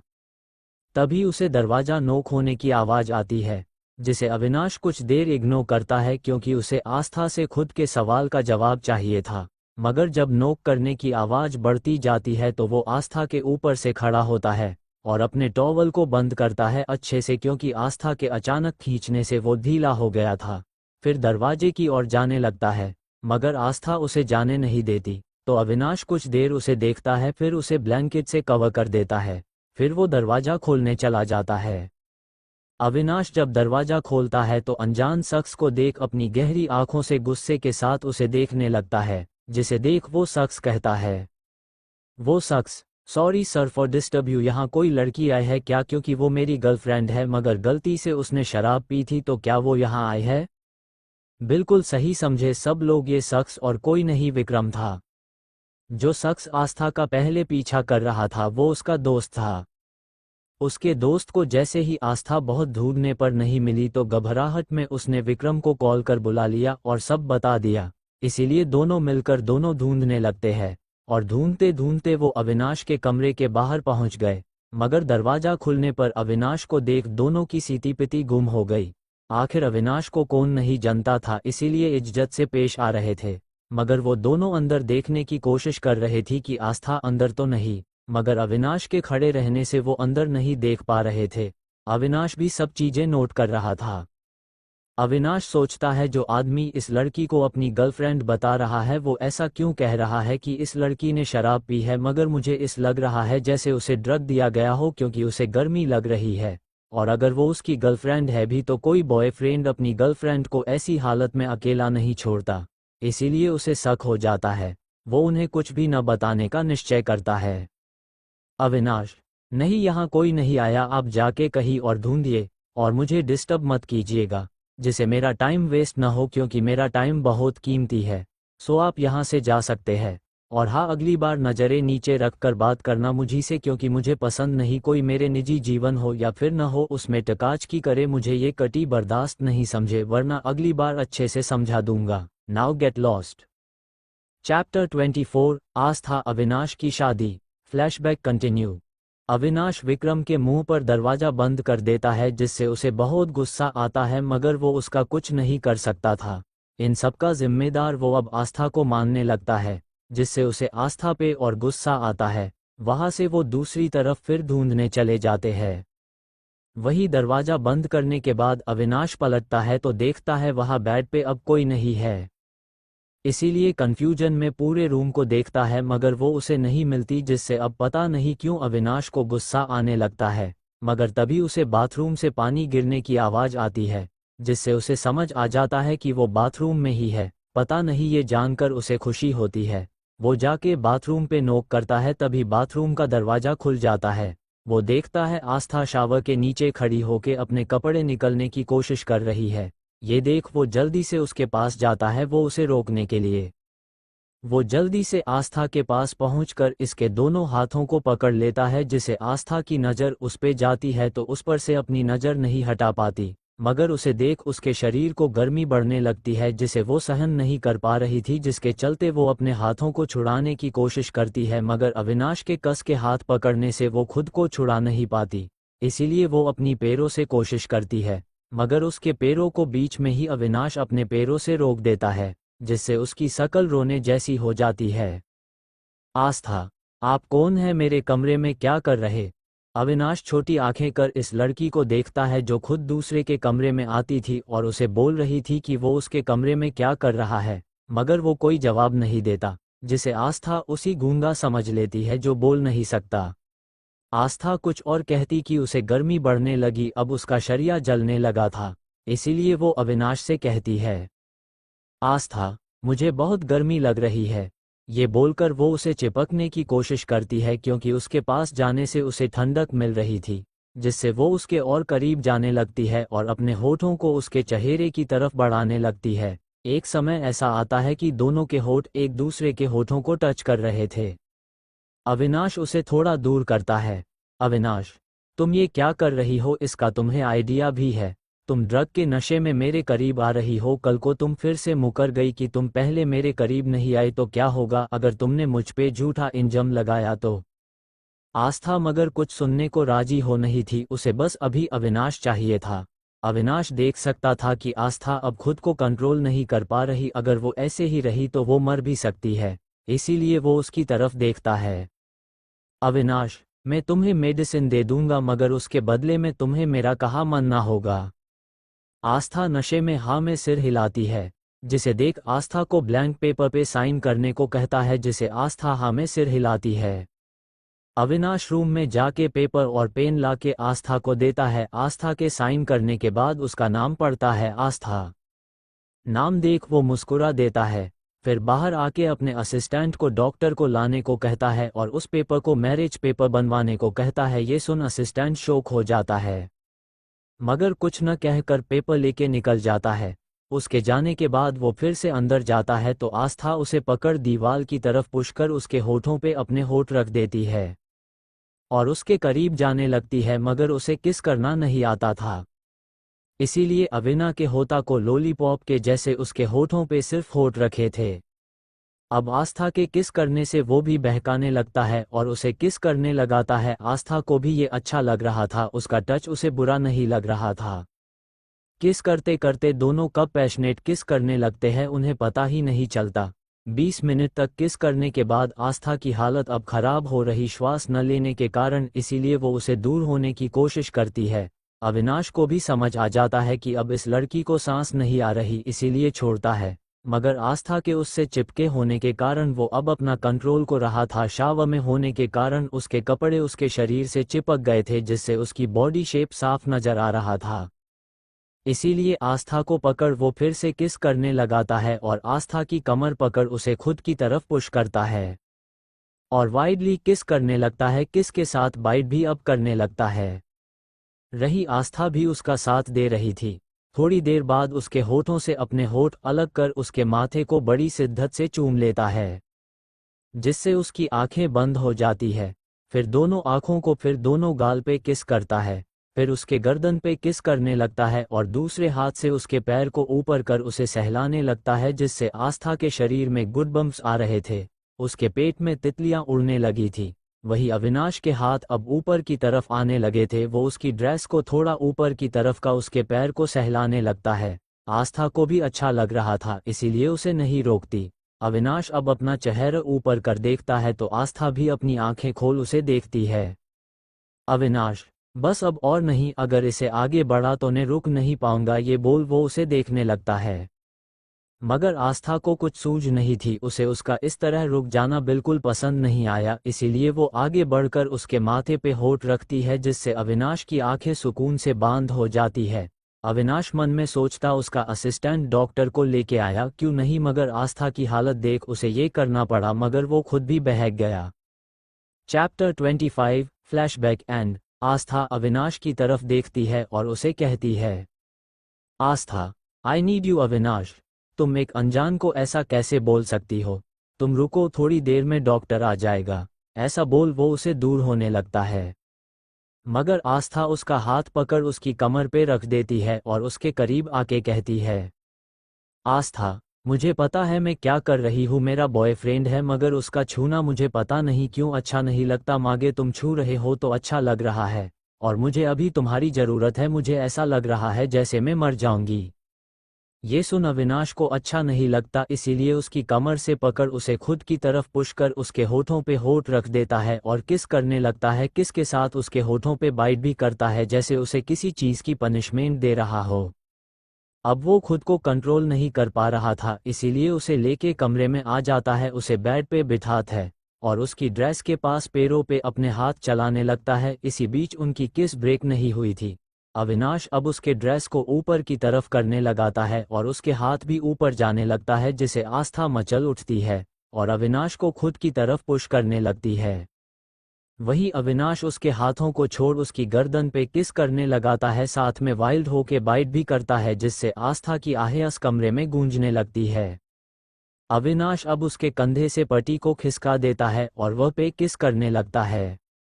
थोड़ी देर ऐसे ही किस करने के बाद वो उसे देखता है तो वो उसे ही देख रही थी। वो उसे देखते हुए उसके हाथों को अपने एब्स पर रखता है, जिसे आस्था को ठंडक मिलती है। वो अपने हाथों को घुमाने लगती है, जिसे अविनाश की आंखें बंद हो जाती है। फिर आस्था अपने हाथों को उसके एब्स पे रख किस कर लगती है। किस के साथ साथ उसकी स्किन को मुंह में लेके छोड़ती है। ऐसा करने से अविनाश की आहें निकलने लगती है। अविनाश अब उसे खुद से दूर करता है और उसकी आंखों में देखते हुए उसकी ड्रेस उतार देता है। उसकी बॉडी देख वो पागल हो जाता है और उसके सीने पर हाथ रख उसे मसलने लगता है, जिसे उसकी आह तेज हो जाती है, मगर उसे अच्छा लग रहा था। अब अविनाश के हाथ जगह जगह घूम रहे थे। वो अब अपना टॉवल भी निकाल देता है और आस्था के बाकी बचे कपड़े भी उसके प्राइवेट पार्ट पर हाथ ले जाता है, जिसे आस्था चिहुंक उठाती है।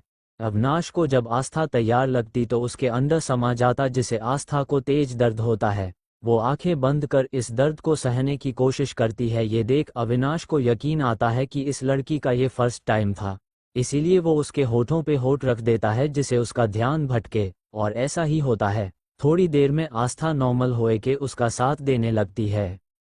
उनका ये प्यार सुबह जाके रुकता है। दोनों फिर सो जाते हैं। सुबह जब अविनाश की आंखें खुलती है तो अपने ऊपर एक लड़की को देख हैरान हो जाता है, मगर थोड़ी देर बाद उसे रात का सारा मंजर याद आ जाता है, जिसे उसके चेहरे पे मुस्कान आ जाती है। फिर बाजू में पड़े फ़ोन उठाकर वो आस्था की इन्फॉर्मेशन निकलने का अपने असिस्टेंट को कहकर फ़ोन काट दिया है।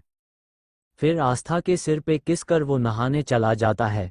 नहाने के बाद तैयार होके बाहर सोफे पे बैठ उसके उठने का इंतजार कर रहा था। थोड़ी देर बाद आस्था की नींद खुलती है, मगर खुद को अनजान कमरे के में पके उसकी हवाएं उड़ जाती है। फिर खुद के ब्लैंकेट के अंदर देखती है कि उसने कपड़े नहीं पहने और कुछ नीले बादामी निशान है। ये देख वो घबरा जाती है। वो उठने की कोशिश करती है मगर दर्द के मारे उठ नहीं पाती। तब उसे अपने पास किसी के होने एहसास होता है। वो अपना सिर उठा के देखती है तो बेहद हैंडसम आदमी उस पास खड़ा था। वो उसे ही देख रहा था। वो उसे कुछ कहने को कोशिश करती है तो अविनाश कहता है, अविनाश, पहले फ्रेश हो जा, फिर बात करेंगे। फिर उसे उठा के वॉशरूम के तरफ चला जाता है। उसे बाथरूम में उतर के वापस रूम में जाके कपड़े उसे देता है और फिर फ्रेश होने को कहता है। आस्था भी धीरे धीरे चलते हुए आईने के सामने जाती है। खुद की हालत देख वो चौंक जाती है और रोने लगती है। थोड़ी देर बाद खुद को संभाल के वो जल्दी तैयार होके कपड़े पहने के बाद बाहर निकलती है। वही अविनाश को जब दरवाज़ा खुलने की आवाज़ आती है तो अपने टैब को वही रखकर उसके पास जाके फिर से गोद में उठा के सोफे पे बिठाता है और उसे नाश्ता करने को कहता है। आस्था, देखिए मुझे आपसे बात करनी है। रात को हुआ। अभी वो इतना ही बोली थी कि अविनाश पहले उसे नाश्ता करने को कहता है। उसके डर से वो बेचारी जल्दी नाश्ता करने लगती है। नाश्ता खत्म होने के बाद वो बोल पड़ती है, आस्था, देखिए रात को भी हुआ, उसे भूल जाए। वो पता नहीं कैसे हो गया। मेरा ऑलरेडी एक बॉयफ्रेंड है, मैं उसे बहुत प्यार करती हूँ, प्लीज़ मुझे जाने दीजिए। आस्था की बात सुन अविनाश उसे देखता है क्योंकि उसे उसकी सारी इन्फॉर्मेशन निकाल ली थी। अविनाश, मगर हम दोनों की शादी हो चुकी है। उसका क्या? आस्था, वो हम डाइवोर्स ले लेंगे। ये सुन अविनाश को गुस्सा आता है मगर कंट्रोल करता है। उसकी हाथों की उंगलियां भींज गई थी। वो कहता है तुम्हारा अच्छा है, पहले फ़ायदा उठा लो फिर शादी करो, सुबह डाइवोर्स। मगर एक बात जान लो, मैं कभी तुम्हें डिवोर्स नहीं दूंगा। तुम्हें अपने बॉयफ्रेंड को छोड़ना होगा। आस्था, मैं उसे नहीं छोड़ सकती, मैं उसे प्यार करती हूँ। अव्यांश, कोई नहीं, तुम्हें भी मुझसे प्यार हो जाएंगे वक्त बिताने के साथ। अब से तुम मेरे साथ मेरी वाइफ बनकर रहोगी। ये बोल उसे लेके चला जाता है। वो कोशिश करता कि वो उसे प्यार करने लगे क्योंकि विक्रम अच्छा लड़का नहीं था, वरना वो खुद छोड़ देता उसे उसकी खुशी के लिए। मगर आस्था अब ऐसी हरकतें करने लगी जिसे अविनाश उसे छोड़ दे, और ये सब आइडिया उसकी बहन देती। विक्रम उसके साथ प्यार का दिखावा करता। फिर एक दिन उसने आस्था को डाइवोर्स दे ही दिया क्योंकि उसने उसकी माँ के आखिरी निशानी को तोड़ दिया और न जाने क्या क्या उसके बारे में उसके परिवार वाले को बारे बोला जिसे उसने डाइवोर्स दे दिया। फ्लैशबैक एंड चैप्टर 26, आस्था का जानवी की पोल खोलना। आस्था कॉलेज जाते हुए फ्लैशबैक में खोई हुई कब पहुंच गई पता ही नहीं चला। ड्राइवर के आवाज़ देने से वो होश में आई और कार से बाहर निकली। फिर ड्राइवर को उसने जाने के लिए कहा, ड्राइवर भी चला गया। थोड़ी देर इंतजार करने के बाद राधिका भी आ गई जिसे दोनों साथ में कॉलेज के अंदर गए। जब वो दोनों अंदर गए तो उनको वहां जानवी मिल गई को उनसे पहले आ गई थी, उसके साथ विक्रम भी था। वैसे आपको बता दूं कि इस जन्म में भी आस्था विक्रम की मुलाकात हो चुकी है, मगर बात अभी आगे नहीं बढ़ी। अभी विक्रम ने आस्था को पर्पस नहीं किया, इसीलिए आस्था मन ही मन भगवान को थैंक यू बोल रही थी। जानवी ने जब आस्था को आते हुए देखा तो वो जल्दी से उसके पास आए। जानवी, गुड मॉर्निंग दीदी, कैसी है आप? आस्था, अच्छी हूँ। ये बोल वो जाने लगती है कि विक्रम पूछता है, विक्रम, आस्था। आस्था रुक जाती है। विक्रम, क्या तुम मेरी दोस्त बनोगी? आस्था, नहीं। उसके तुरंत माना कर देने से राधिका, जानवी, विक्रम तीनों ही उसके तरफ देखने लगते हैं, जिसे समझ आस्था को भी समझ आ जाता है कि उसने ओवर रिएक्ट कर दिया। अभी उन्हें कुछ नहीं पता कि मुझे इन दोनों के बारे में सब पता है, इसीलिए खुद को संभालती है। आस्था, सॉरी विक्रम, मगर मैं तुम्हें से दोस्ती नहीं कर सकती क्योंकि मुझे अभी अपने करियर और लाइफ में फोकस करना है। मैं अभी तुम्हें जानती ही कितना हूँ, तुम सब लड़के एक जैसे होते हो, पहले दोस्ती करते हो, फिर गर्लफ्रेंड बनाते हो, फिर उनके पास से पैसे लेकर या उनके साथ खेलकर तुम दूसरी गर्लफ्रेंड बना लेते हो। इसीलिए मेरा कुछ भी इरादा नहीं है से मैं तुमसे दोस्ती नहीं कर सकती। विक्रम, हड़बड़ा के नहीं, मेरा वो मतलब बिल्कुल भी नहीं था। मैं तो बस तुमसे दोस्ती करना चाहता था और कुछ नहीं। आस्था, फिर भी। इस बार जानवी कहती है, जानवी, आस्था वो तो सिर्फ दोस्ती करना चाहता था, तुम ओवर रिएक्ट क्यों कर रही हो? आस्था मासूम बन के, दीदी आपने ही तो कहा था कि सब लड़के एक जैसे होते हैं और मुझे उनसे दूर रहना चाहिए क्योंकि मैं मासूम हूं तो कोई भी फायदा उठा सकता है।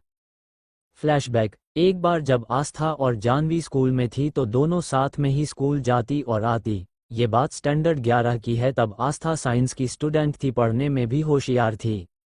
तब वैलेंटाइन डे के दिन एक उनके क्लास के हैंडसम लड़के ने उसे प्रपोज किया था।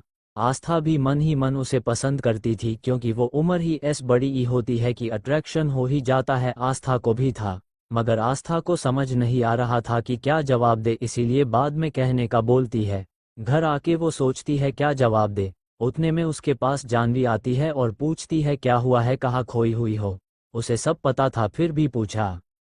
आस्था, हमारी भोली सी हीरोइन ने उसे सब कुछ बता दिया और एडवाइस मांगी। जानवी, देखो मुझे गलत मत समझना, मगर सब लड़के एक जैसे होते हैं, पहले दोस्ती करते हैं, फिर गर्लफ्रेंड बनाते हैं, फिर मतलब निकलने के बाद छोड़ देते हैं, इसीलिए तू पहले पढ़ाई में ध्यान दे। उसकी ऐसी बात सुन वो हाँ में सिर हिलाती है। जानवी, अच्छा चल, मैं तुझे डिनर के लिए बुलाने आई थी, चल जल्दी। आस्था भी चली जाती है। फिर दूसरे दिन उस लड़के को माना कर देती है, जिसे उस लड़के को बहुत दुख होता है, मगर वो समझदार था इसीलिए उसकी बात मानकर पढ़ाई पे फोकस करता है। मगर सच्चाई उसे जब किडनैप किया तब पता चली। एक दिन जानवी आई और उसने बताया कि उसने ऐसा इसीलिए बोला था क्योंकि वो उसे प्यार करती थी, मगर उस लड़के को तू पसंद आ गई। मैं ऐसा कैसे होने देती, मैं तुझे खुश कैसे देख सकती थी, इसीलिए मैंने जानबूझकर न बोलाई। ये बोल जोर जोर से हंसने लगती है। फ्लैशबैक एंड, उसकी ये बात सुन उसकी सीटी पिटी गुल हो जाती है क्योंकि उसकी ये बातें उसी पर भारी पड़ रही थी। जानवी, दीदी वो तो बस मैंने ऐसे ही कहा था क्योंकि वो लड़का आपके लायक नहीं था। उसकी ऑलरेडी गर्लफ्रेंड थी जो उससे दोस्ती करने नहीं देती थी किसी को भी। अगर कोई लड़की फ्रेंड बने तो उसे बहुत परेशान करती थी, इसीलिए मैंने ऐसा बोला। मगर विक्रम के बारे में ऐसा कुछ नहीं, इसीलिए आपको दोस्ती कर लेनी चाहिए। आस्था उसकी बात सुन मन ही मन हंसती है। आस्था, दीदी आप मेरी दोस्ती करवाना विक्रम से चाहती हो, कहीं कोई आपका मतलब तो नहीं है ना? ये सुन जानवी सकपका जाती है और जल्दी से बोलती है, जानवी, नहीं नहीं दीदी आप गलत मत समझिए, ऐसा कुछ नहीं, आपको उसे दोस्ती नहीं करनी तो कोई बात नहीं। आस्था, ठीक है फिर मैं चलती हूँ, वो क्या है न क्लास के लिए लेट हो रही हूँ, बाय फिर मिलेंगे। ये बोल वो जाने लगती है मगर जानवी के पास रुक गिरने का नाटक करती है और जानबूझकर जानवी को लेके गिरती है, जिसे आस्था को तो कम चोट आती है मगर जानवी के पैरों में लग जाती है। उसे उठा भी नहीं जा रहा था। विक्रम जाके उसे उठाने लगता है, जबकि आस्था को राधिका उठाती है। आस्था जल्दी से खड़े होने की एक्टिंग करती है और जानवी से कहती है, आस्था, सॉरी दीदी पता नहीं कैसे मेरा बैलेंस बिगड़ा, मैं गिर जाती इसीलिए मैंने आपको पकड़ने का ट्राई कर खुद को गिरने से बचाने के चक्कर में गिरा दिया, सो सॉरी दीदी। जानवी भी उसकी बातों में आ जाती है क्योंकि आस्था उसे बेवकूफ़ लगती थी, उसने ऐसी समझ कहा, इसीलिए जानवी विक्रम के सहारे उठाती है और उसे इट्स ऑक कह देती है, मगर वो फिर से गिरने लगती है कि विक्रम उसे कमर से पकड़ लेता है और कहता है चलो मैं तुम्हें हॉस्पिटल ले चलता हूँ। आस्था, हाँ दीदी आपको हॉस्पिटल जाना चाहिए, अगर आपको कुछ हुआ तो मेरा ध्यान कौन रखेगा। जिसे सुन जानवी मन ही मन आस्था को बेवकूफ़ कहकर हंसती है। जानवी, आस्था तुम क्लास में जाओ, तुम्हें लेक्चर्स मिस नहीं करना चाहिए, मैं हॉस्पिटल चली जाऊंगी ठीक है। आस्था, नहीं दीदी चलिए मैं भी आपके साथ चलती हूँ हॉस्पिटल। जानवी, कोई बात नहीं विक्रम है मेरे साथ, तुम जाओ, वैसे भी तुम्हारी बहुत छुट्टियां हो चुकी है तो अब लेना सही नहीं होगा। विक्रम, हाँ आस्था तुम्हारी दीदी बिल्कुल सही कह रही है, तुम जब मैं ले जाऊंगा हॉस्पिटल तुम्हारी दीदी को। ठीक है फिर बी में चलती हूँ, आप फिर फ़ोन करके बता देना डॉक्टर ने क्या कहा, ठीक है। आस्था। चैप्टर 27, आस्था और राधिका की मस्ती। आस्था और राधिका फिर क्लास की तरफ चले जाते हैं।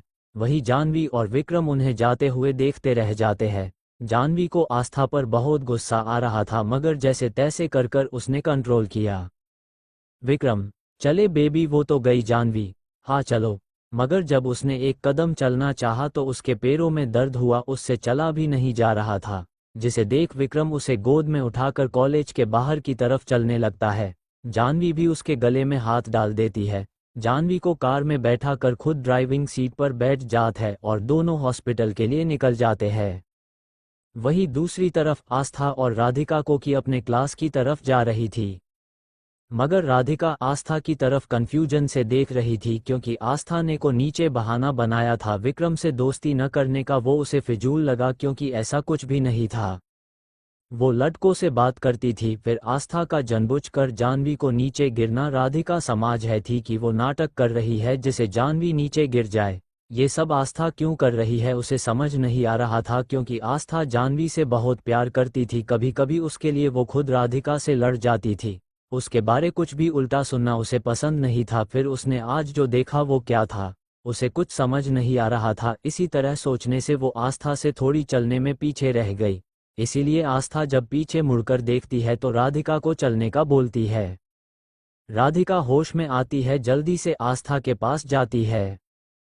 राधिका, आस्था, आस्था, क्या हुआ राधिका, तूने जानवी को जानबूझकर नीचे गिराया था ना? आस्था रिलैक्स होके, हाँ। राधिका ये सुन शॉक्ड हो जाती है, पूछती है क्यों? आस्था अपनी आइस रोल कर कहती है ये बाद में बताऊंगी, अभी चल क्लास का टाइम हो गया है। राधिका, ठीक है लेकिन बाद में तुम्हें मुझे सच बताना पड़ेगा। आस्था, हाँ मेरी माँ अब जल्दी चल, वरना फिर से सिर से डांट खानी पड़ेगी। ये सुन दोनों जल्दी से दौड़ती भागती क्लासरूम के तरफ जाती है। दोनों जैसे क्लासरूम में पहुंचती है तो देखती है अभी उनके प्रोफेसर नहीं आए हैं, जिसे देख दोनों रिलैक्स होती है। थोड़ी देर में प्रोफेसर आते हैं और उनकी क्लास शुरू हो जाती है। लेक्चर्स के बाद दोपहर को लंच ब्रेक में लंच करने बाहर जाते हैं क्योंकि दोनों को बात जो करनी थी। राधिका एक्साइटेड थी बात जानने के लिए, इसीलिए उससे छुट्टी तक का वेट नहीं हो रहा था, इसीलिए वो उसे पकड़ कैफे में ले आए। दोनों अपने लिए पहले कुछ ऑर्डर करती है, फिर बातें शुरू होती है। राधिका, चल अब बता। आस्था, क्या बताऊं मैं तुझे, मैंने विक्रम और जानवी को साथ एक होटल में देख लिया। फिर मैं उनके पीछे गई क्योंकि मुझे उनकी फिक्र हो रही थी। इसीलिए जल्दी से मैंने उनका पीछा करना शुरू किया। मुझे लगा दोनों कुछ खाने आए होंगे, लेकिन जब मैंने दोनों को रूम में जाते देख शॉक्ड हो गई। मगर मुझे दी पर भरोसा था, मगर विक्रम को मैं नहीं जानती थी, इसीलिए कहीं दी मुसीबत में न फंस जाए ये सोचकर उनके पीछे गई। जब मैं रूम के बाहर पहुंची तो देखा रूम अंदर से लॉक है, इसीलिए मैंने अपनी पिन से दरवाज़ा हल्के से खोला, जिसे अंदर क्या हो रहा है वो मुझे पता चले। लेकिन जो मैंने सुना उसे मैं शॉक्ड रह गई। राधिका, ऐसा क्या सुन लिया? ट्यून। आस्था, मैंने उन्हें कहते हुए सुना कि मैं बेवकूफ़ हूँ, इसीलिए कैसे भी करके विक्रम को मेरी जिंदगी में लाना होगा और मैं आसानी से मान जाऊंगी। मेरे नाम पता नहीं कौन सी प्रॉपर्टी है जिसे वो लोग अपने नाम कराकर मुझे मार देंगे। ये सुन मैं शॉक्ड हो गई। मेरा दिमाग ही काम नहीं कर रहा था। मुझे लगा मैं सपना देख रही हूँ। उससे भी बड़ा झटका मुझे तब लगा जब मैंने अपने माता पिता को भी इनका साथ देते हुए देखा। मुझे कुछ समझ नहीं आ रहा था क्या करूँ। इसीलिए मुझे नफरत है इन लोगों से, मैं मासूम बनकर इन लोगों से बदला लूंगी।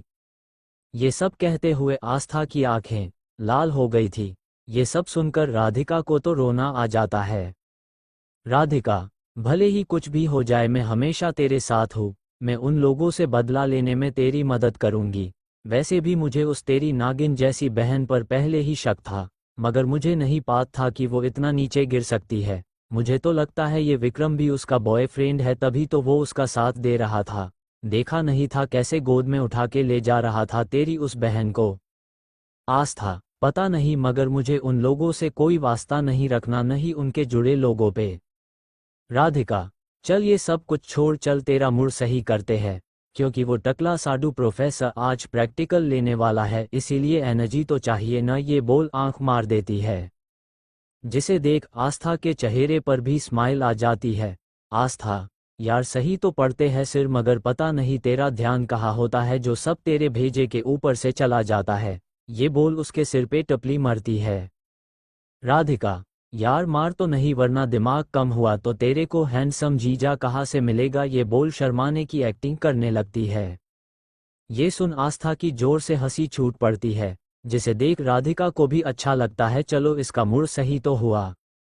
राधिका, चल अब पानी पूरी, पिज्जा और उसके साथ कोल्ड कॉफ़ी ऑर्डर करते हैं। आज उस जानवी को सबक सिखाने का सेलिब्रेशन करते हैं। आस्था, ठीक है। फिर दोनों फिर से पिज्जा पानी पूरी कॉफ़ी ऑर्डर करती है और उस पर टूट पड़ती है। दोनों बच्चों के जैसे खा रही थी। वहाँ बैठे सभी लोग उन्हें देख रहे थे, मगर इन्हें कहाँ किसकी चिंता थी। दोनों खाने में मशगूल थे।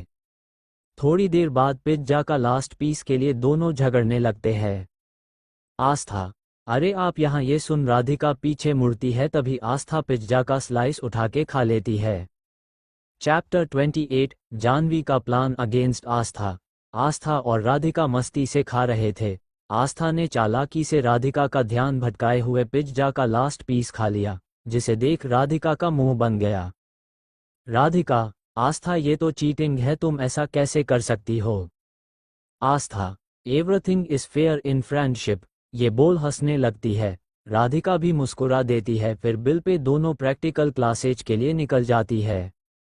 वहीं दूसरी तरफ विक्रम और जानवी हॉस्पिटल पहुंचते हैं। दोनों जानवी के पैर को डॉक्टर को दिखाएं। डॉक्टर, इन्हें कुछ नहीं हुआ, बस मोच आ गई है, आज आराम करेगी तो ठीक हो जाएगा। ये स्प्रे है, इन्हें लगा दीजिएगा। उसके बाद डॉक्टर चले जाते हैं। विक्रम जानवी के पास बेड पे बैठकर इसके पैरों पे स्प्रे लगाने लगता है, जिसे जानवी को दर्द महसूस होता है। उसकी आंखें भींच जाती है। विक्रम के स्प्रे लगाने के बाद वो जानवी को उठा के घर ले जाता है, फिर उसे अंदर ले जाता है। लीला जी को की सोफे पे बैठ के टीवी सीरियल देख रही थी।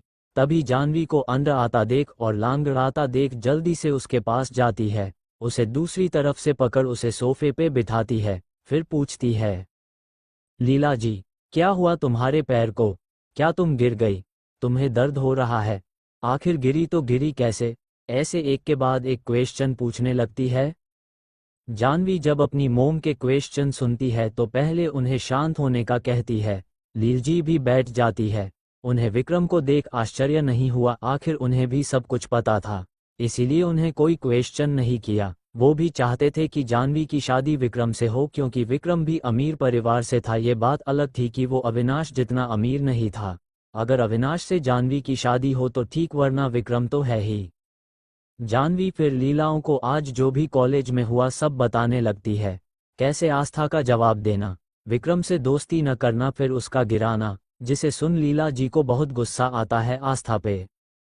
लीला, उस कमीनी की हिम्मत कैसे हुए तुम्हें गिराने की, मैं उसे अभी सबक सिखाऊंगी।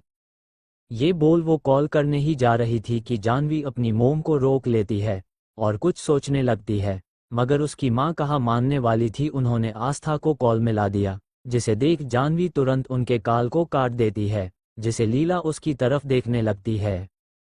जाह्नवी, मोम, अगर आपने कुछ कहा तो उसे हम पर शक हो जाएगा और फिर उसे वो राज भी पता चल जाएगा जो सही नहीं है।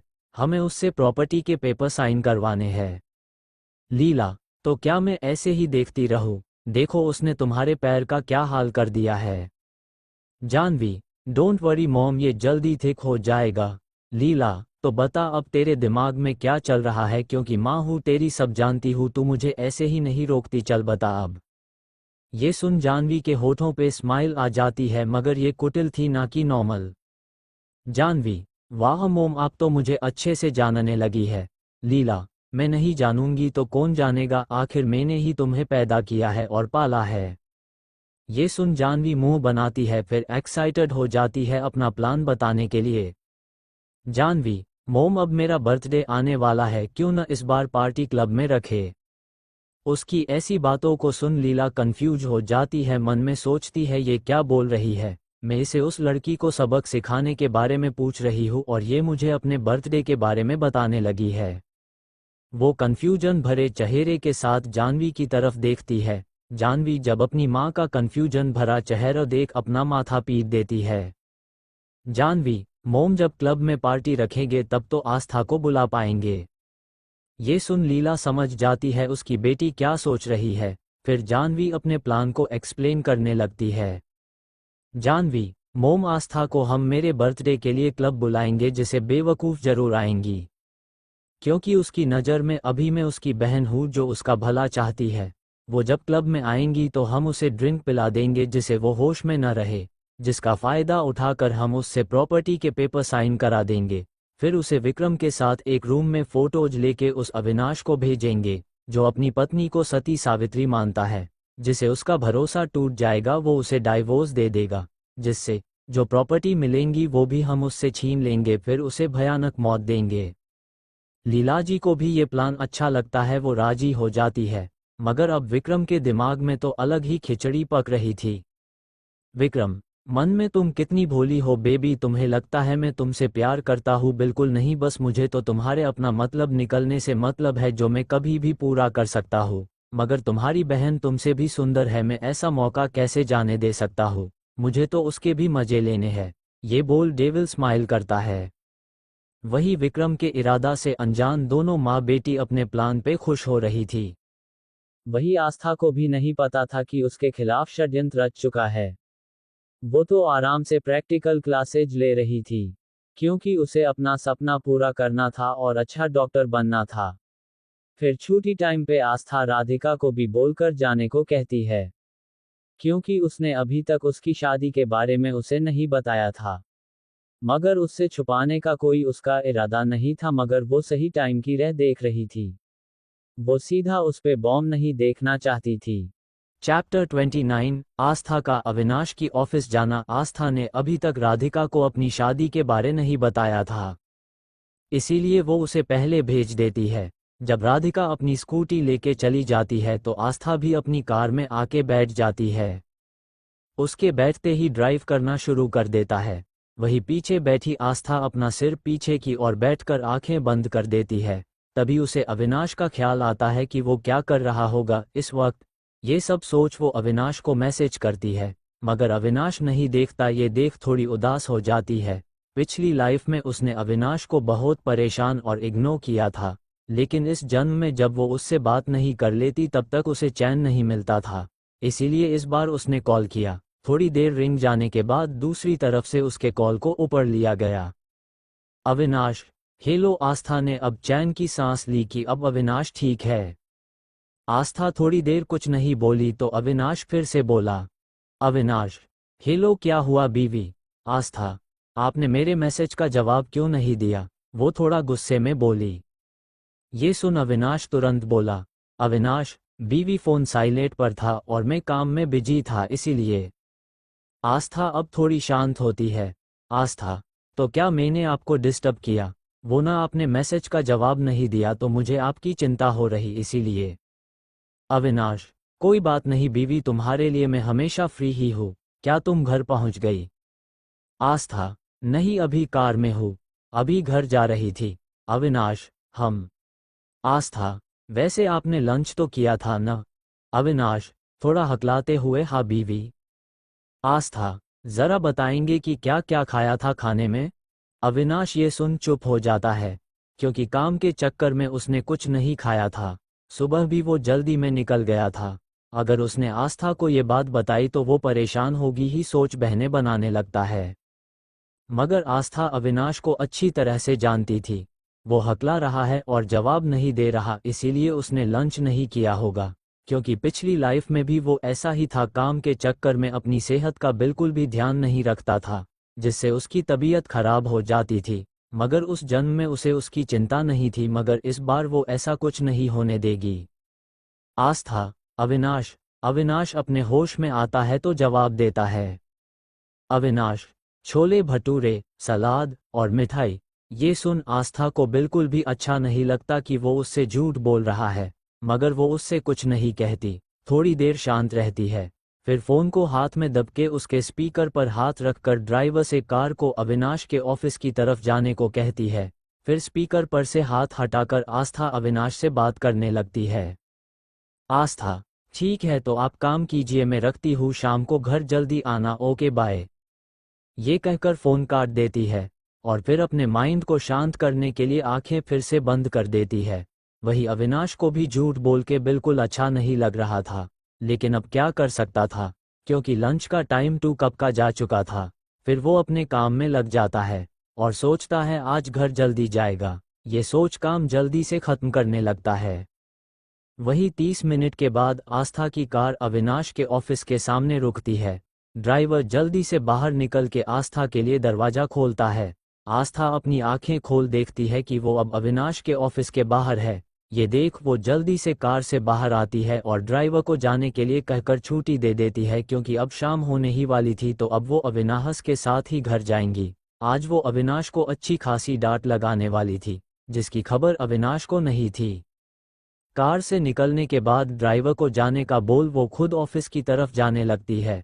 ऑफिस के अंदर जाके रिसेप्शन के पास जाके कहती है कि उसे अविनाश से मिलना है।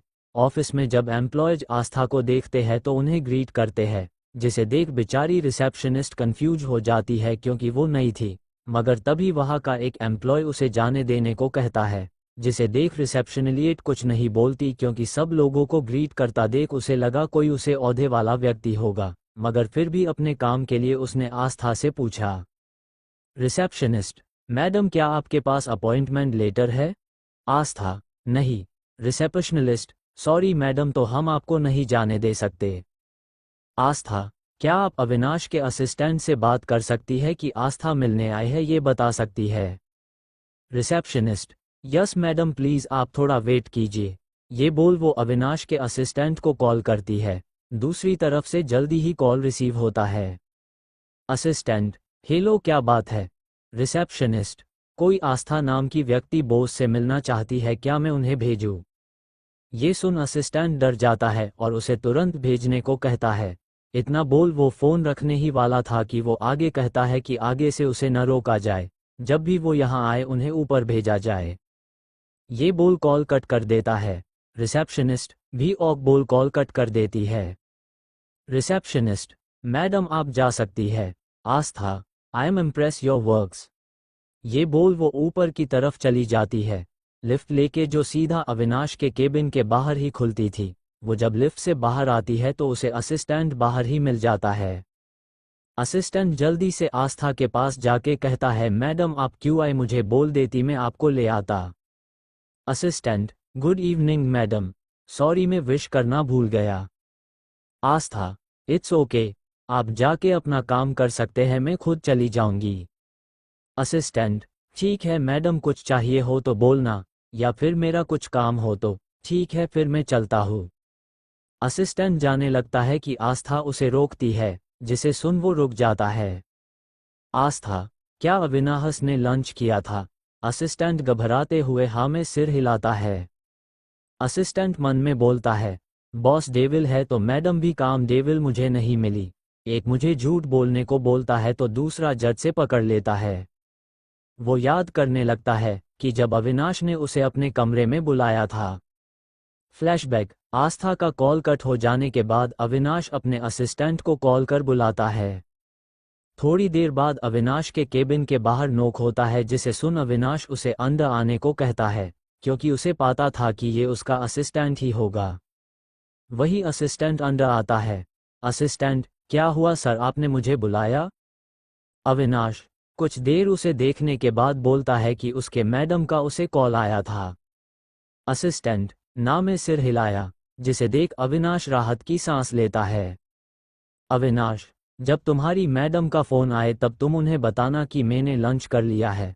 उसे पता नहीं लगाना चाहिए कि मैंने लंच नहीं लिया, वरना तुम्हारी खैर नहीं। असिस्टेंट ये सुन मन ही मन अविनाश को भला बुरा कहता है, क्योंकि बेचारे की हिम्मत नहीं थी कि वो अपने बॉस के सामने कुछ बोल सके। असिस्टेंट, मगर सर मैडम को पता चल गया तो क्या होगा? ये सुन अविनाश गुस्से के साथ उसकी तरफ देखता है, जिसे वो डर जाता है। असिस्टेंट जल्दी से अपने आप को एक्सप्लेन करता है, असिस्टेंट, मैं उन्हें कुछ नहीं बताऊंगा। अविनाश राहत की सांस लेके बोलता है, तो कैसे पता चलेगा उसे? फिर ठीक है बोलकर कुछ काम की बात करता है, और आज रात की मीटिंग कैंसिल करने को कहता है। Assistant, okay sir. अविनाश, ठीक है अब तुम जा सकते हो। असिस्टेंट, ठीक है सर अब मैं जाता हूँ। अविनाश, हम उसके बाद असिस्टेंट चला जाता है। फ्लैशबैक एंड, वो अपनी सोच से तब बाहर आता है जब उसे आस्था की आवाज़ सुनाई देती है। आस्था, तुम सच बोल रहे हो? असिस्टेंट, है मैडम, मैं आपसे झूठ क्यों बोलूँगा? आस्था, लगता है अव्यांश से कहकर इस महीने की सैलरी आधी करवानी ही पड़ेगी, वो चाहे जैसे भी हो। असिस्टेंट, मैडम आप ये क्या बोल रही है? आस्था, सच, क्योंकि मुझे झूठ बोलना और बोलने वाले लोग बिल्कुल भी पसंद नहीं है। मेरा सिर दुख रहा है और तुम ऊपर से झूठ बोल रहे हो। असिस्टेंट, मैडम लगता है मेरा फ़ोन बज रहा है, मैं चलता हूँ। ये बोल जल्दी से 9:11 हो जाता है। अपनी केबिन में पहुंचकर राहत की सांस लेता है। असिस्टेंट, हास बच गया, मैडम से झूठ बोलना कितना कठिन है। ये सब आपके वजह से हो रहा है सर, न आप काम में इतना डूबते नहीं, आप अपना लंच कंप्लीट करना भूलते नहीं, मुझे मैडम से झूठ बोलना पड़ता। अब से मैं ही याद से आपको लंच का याद कराऊंगा, वरना मुझ में हिम्मत नहीं कि मैं मैडम से पंगा ले सकूं। ये बोल वो एक गहरी सांस लेके पानी का पूरा ग्लास पी जाता है, फिर अपनी चेयर पे जाके काम करने लगता है। वही दूसरी तरफ आस्था अभी असिस्टेंट जिस तरफ गया इस तरफ देख रही थी। थोड़ी देर बाद होश में आती है और फिर अविनाश के केबिन की तरफ जाती है। केबिन के पास पहुंचने के बाद वो डोर पे नॉक करती है, मगर इसे कोई रिस्पॉन्स नहीं मिलता है, जिसे देख वो दोबारा नॉक करती है। वही अविनाश अभी अपनी चेयर पे बैठकर काम किया जा रहा था। जब वो बार बार गेट नॉक होने की आवाज़ सुनाता है तो इरिटेट हो जाता है। अविनाश गुस्से में कम इन कहता है, जिसे सुन आस्था अंदर आती है, मगर अभी भी अविनाश का ध्यान अपने लैपटॉप पे था। उसकी उंगलियां लैपटॉप पे स्पीड में काम कर रही थी। काफ़ी समय तक कोई आवाज़ नहीं आती, जिसे देख वो गुस्से में ऊपर की तरफ देखता है। वही जब वो ऊपर देखता है तो उसे आस्था नजर आती है, जो गुस्से में हाथ बंधे उसे ही देख रही थी, जिसे देख अविनाश की हवाएं उड़ जाती है। वो जल्दी से अपना काम बंद कर देता है और जल्दी से खड़ा होकर आस्था के पास जाने लगता है। वही आस्था ने अभी भी एक शब्द भी अविनाश से नहीं कहा था। अविनाश को नहीं पता था कि आस्था को पता है कि उसने लंच नहीं किया, इसीलिए वो नॉर्मली इसके पास जा रहा था। वही आस्था भी अविनाश को खुद के पास आता देख रही थी, मेज कुछ कहा नहीं। अविनाश जल्दी से उसके पास गया और उसे गले से लगा लिया, मगर आस्था ने उसे नहीं लगाया। अविनाश, बीवी तुम यहाँ, तुम यहाँ कैसे? तुमने मुझे बाय होता तो मैं तुम्हें लेने आ जाता ना। आस्था अब भी कुछ नहीं बोलती। थोड़ी देर बाद जब एवियन की अपने सवाल के जवाब नहीं मिलता, तब उसे एहसास होता है कि आस्था ने उसे गले नहीं लगाया। अविनाश, क्या हुआ बीवी, कुछ हुआ है क्या? तुम ऐसे गुस्से में क्यों लग रही हो? तुमने मुझे गले भी नहीं लगाया और सीधा ऑफिस आ गई। कॉलेज से तुम तो घर जाने वाली थी ना। आस्था ये सुन फाइनली अपना मुंह खोलती है। आस्था, क्या मतलब मैं यहाँ नहीं आ सकती? अविनाश, जल्दी से नहीं बीवी, जब तुम्हारा मन हो तुम यहाँ आ सकती हो। आस्था, तो क्या मुझे यही आने के लिए परमिशन लेनी पड़ेगी? अविनाश, बिल्कुल भी नहीं बीवी, ये तुम्हारा ही ऑफिस है, तुम जब चाहे आ सकती हो। आस्था, तो फिर आप सवाल क्यों कर रहे हैं? अविनाश, बीवी तुम अलग बिहेव क्यों कर रही हो, कुछ हुआ है क्या? आस्था, मतलब जब कुछ हुआ हो तभी आपके पास आ सकती हूँ मैं। अविनाश, नहीं बीवी, मेरे कहने का वो मतलब नहीं था। ये बोल वो फिर से आस्था को गले से लगा लेता है। आस्था अभी भी वैसे ही खड़ी थी। अविनाश, बीवी क्यों गुस्सा हो, क्या तुम मुझसे गुस्सा हो? ये बोल प्यार से उसे देखने लगता है और फिर उसके करीब जाने लगता है। थोड़े टाइम बाद अविनाश की सांसें आस्था अपने चेहरे पर महसूस कर सकती थी। अविनाश प्यार से उसे माथे को चूम लेता है, जिसे देख आस्था का गुस्सा थोड़ा शांत हो जाता है, मगर वो फिर भी उसे माफ नहीं कर सकती थी क्योंकि उसने अविनाश को इतनी जल्दी माफ कर दिया तो वो फिर से यही करेगा। इसीलिए आस्था अविनाश को अपने से थोड़ा दूर करती है। अविनाश, बीवी जब तक तुम कहोगी नहीं तो मुझे कैसे पता चलेगा कि तुम क्यों गुस्सा हो? चलो पहले सोफे पर बैठो। ये बोल खुद उसका हाथ पकड़कर उसे सोफे पे बिठाता है और खुद भी उसी के साथ बैठ जाता है। अविनाश, अब बताओ बीवी क्यों नाराज हो? ये सुन आस्था अपना मुंह दूसरी तरफ फेर लेती है, जिसे देख अविनाश उसके चेहरे को अपनी तरफ करता है। अविनाश, बीवी मेरी तरफ देखो, मगर आस्था नहीं देखती, उसका हाथ झटक देती है। अविनाश फिर भी हार नहीं मानता और उसके चेहरे को अपनी तरफ करता है, तो देखता है कि आस्था के आंखों में आंसू है। ये देख वो जल्दी से उसके आंसू पोंछ देता है। अविनाश, क्यों रो रही हो बीवी? आस्था, आपको क्या फर्क पड़ता है? अविनाश, बहुत फर्क पड़ता है मुझे। मैं तुम्हें हमेशा हंसते हुए देखना चाहता हूँ, ना कि रोते हुए। तुम जब रोती हो ना तो मुझे बिल्कुल भी अच्छा नहीं लगता। तुम जब रोती हो तो मेरा मन करता है कि तुम्हें हमेशा हंसाओ। तुम्हारी हंसी से मेरे चेहरे पर भी अपने आप मुस्कान आ जाती है। आस्था, तो आप काम ही ऐसे क्यों करते हैं जिसे देख मुझे रोना आ जाए? अविनाश, बीवी ऐसा है तो जब तक तुम मुझे नहीं बताओगी तब तक मुझे कैसे पता चलेगा मैंने क्या किया? आस्था, आपको नहीं पता मैं आपसे क्यों नाराज हूँ? अविनाश अब मासूम सा चेहरा बना के नमे सिर को हिलाया, जिसे देख आस्था को हंसी आ गई मगर वो खुद को कंट्रोल करती है, फिर अविनाश की तरफ देखती है। आस्था, आपने झूठ क्यों बोला, आपने लंच किया है? अविनाश, तुम्हें कैसे पता कि मैंने लंच नहीं किया? आस्था, आप जब भी झूठ बोलते हैं तो हकलाते हैं, और मुझे झूठ बोलना तो आपको आता ही नहीं। बस इसीलिए मैंने आपके पीछे कैमरा नहीं लगवाया है, मगर लगता है अब लगाना पड़ेगा। अविनाश ये सुन शॉक्ड हो जाता है, क्योंकि आस्था को उसकी छोटी छोटी बातों के बारे में भी पता था जो किसी को भी नहीं पता था, जिसे जानकर उसे आश्चर्य होता है। Chapter 30 entitle chapter. आस्था और राधिका फिर क्लास की तरफ चले जाते हैं। वही जानवी और विक्रम उन्हें जाते हुए देखते रह जाते हैं। जानवी को आस्था पर बहुत गुस्सा आ रहा था मगर जैसे तैसे कर कर उसने कंट्रोल किया। विक्रम, चले बेबी, वो तो गई जानवी, हाँ चलो। मगर जब उसने एक कदम चलना चाहा तो उसके पैरों में दर्द हुआ, उससे चला भी नहीं जा रहा था, जिसे देख विक्रम उसे गोद में उठाकर कॉलेज के बाहर की तरफ चलने लगता है। जानवी भी उसके गले में हाथ डाल देती है। जानवी को कार में बैठा कर खुद ड्राइविंग सीट पर बैठ जात है और दोनों हॉस्पिटल के लिए निकल जाते हैं। वही दूसरी तरफ आस्था और राधिका को की अपने क्लास की तरफ जा रही थी, मगर राधिका आस्था की तरफ कंफ्यूजन से देख रही थी क्योंकि आस्था ने को नीचे बहाना बनाया था विक्रम से दोस्ती न करने का। वो उसे फिजूल लगा क्योंकि ऐसा कुछ भी नहीं था। वो लड़कों से बात करती थी। फिर आस्था का जानबूझकर जानवी को नीचे गिरना राधिका समझ है थी कि वो नाटक कर रही है जिसे जानवी नीचे गिर जाए। ये सब आस्था क्यों कर रही है उसे समझ नहीं आ रहा था, क्योंकि आस्था जाह्नवी से बहुत प्यार करती थी। कभी कभी उसके लिए वो खुद राधिका से लड़ जाती थी। उसके बारे कुछ भी उल्टा सुनना उसे पसंद नहीं था। फिर उसने आज जो देखा वो क्या था, उसे कुछ समझ नहीं आ रहा था। इसी तरह सोचने से वो आस्था से थोड़ी चलने में पीछे रह गई। इसीलिए आस्था जब पीछे मुड़कर देखती है तो राधिका को चलने का बोलती है। राधिका होश में आती है, जल्दी से आस्था के पास जाती है। राधिका, आस्था, आस्था, क्या हुआ राधिका? तूने जाह्नवी को जानबूझकर नीचे गिराया था ना? आस्था रिलैक्स होके, हाँ। राधिका ये सुन शॉक्ड हो जाती है, पूछती है क्यों? आस्था अपनी आइस रोल कर कहती है ये बाद में बताऊंगी, अभी चल क्लास का टाइम हो गया है। राधिका, ठीक है, लेकिन बाद में तुम्हें मुझे सच बताना पड़ेगा। आस्था, हाँ मेरी माँ, अब जल्दी चल, वरना फिर से सिर से डांट खानी पड़ेगी। ये सुन दोनों जल्दी से दौड़ती भागती क्लासरूम के तरफ जाती है। दोनों जैसे क्लासरूम में पहुंचती है तो देखती है अभी उनके प्रोफेसर नहीं आए हैं, जिसे देख दोनों रिलैक्स होती है। थोड़ी देर में प्रोफेसर आते हैं और उनकी क्लास शुरू हो जाती है। लेक्चर्स के बाद दोपहर को लंच ब्रेक में लंच करने बाहर जाते हैं, क्योंकि दोनों को बात जो करनी थी। राधिका एक्साइटेड थी बात जानने के लिए, इसीलिए उससे छुट्टी तक का वेट नहीं हो रहा था, इसीलिए वो उसे पकड़ कैफे में ले आए।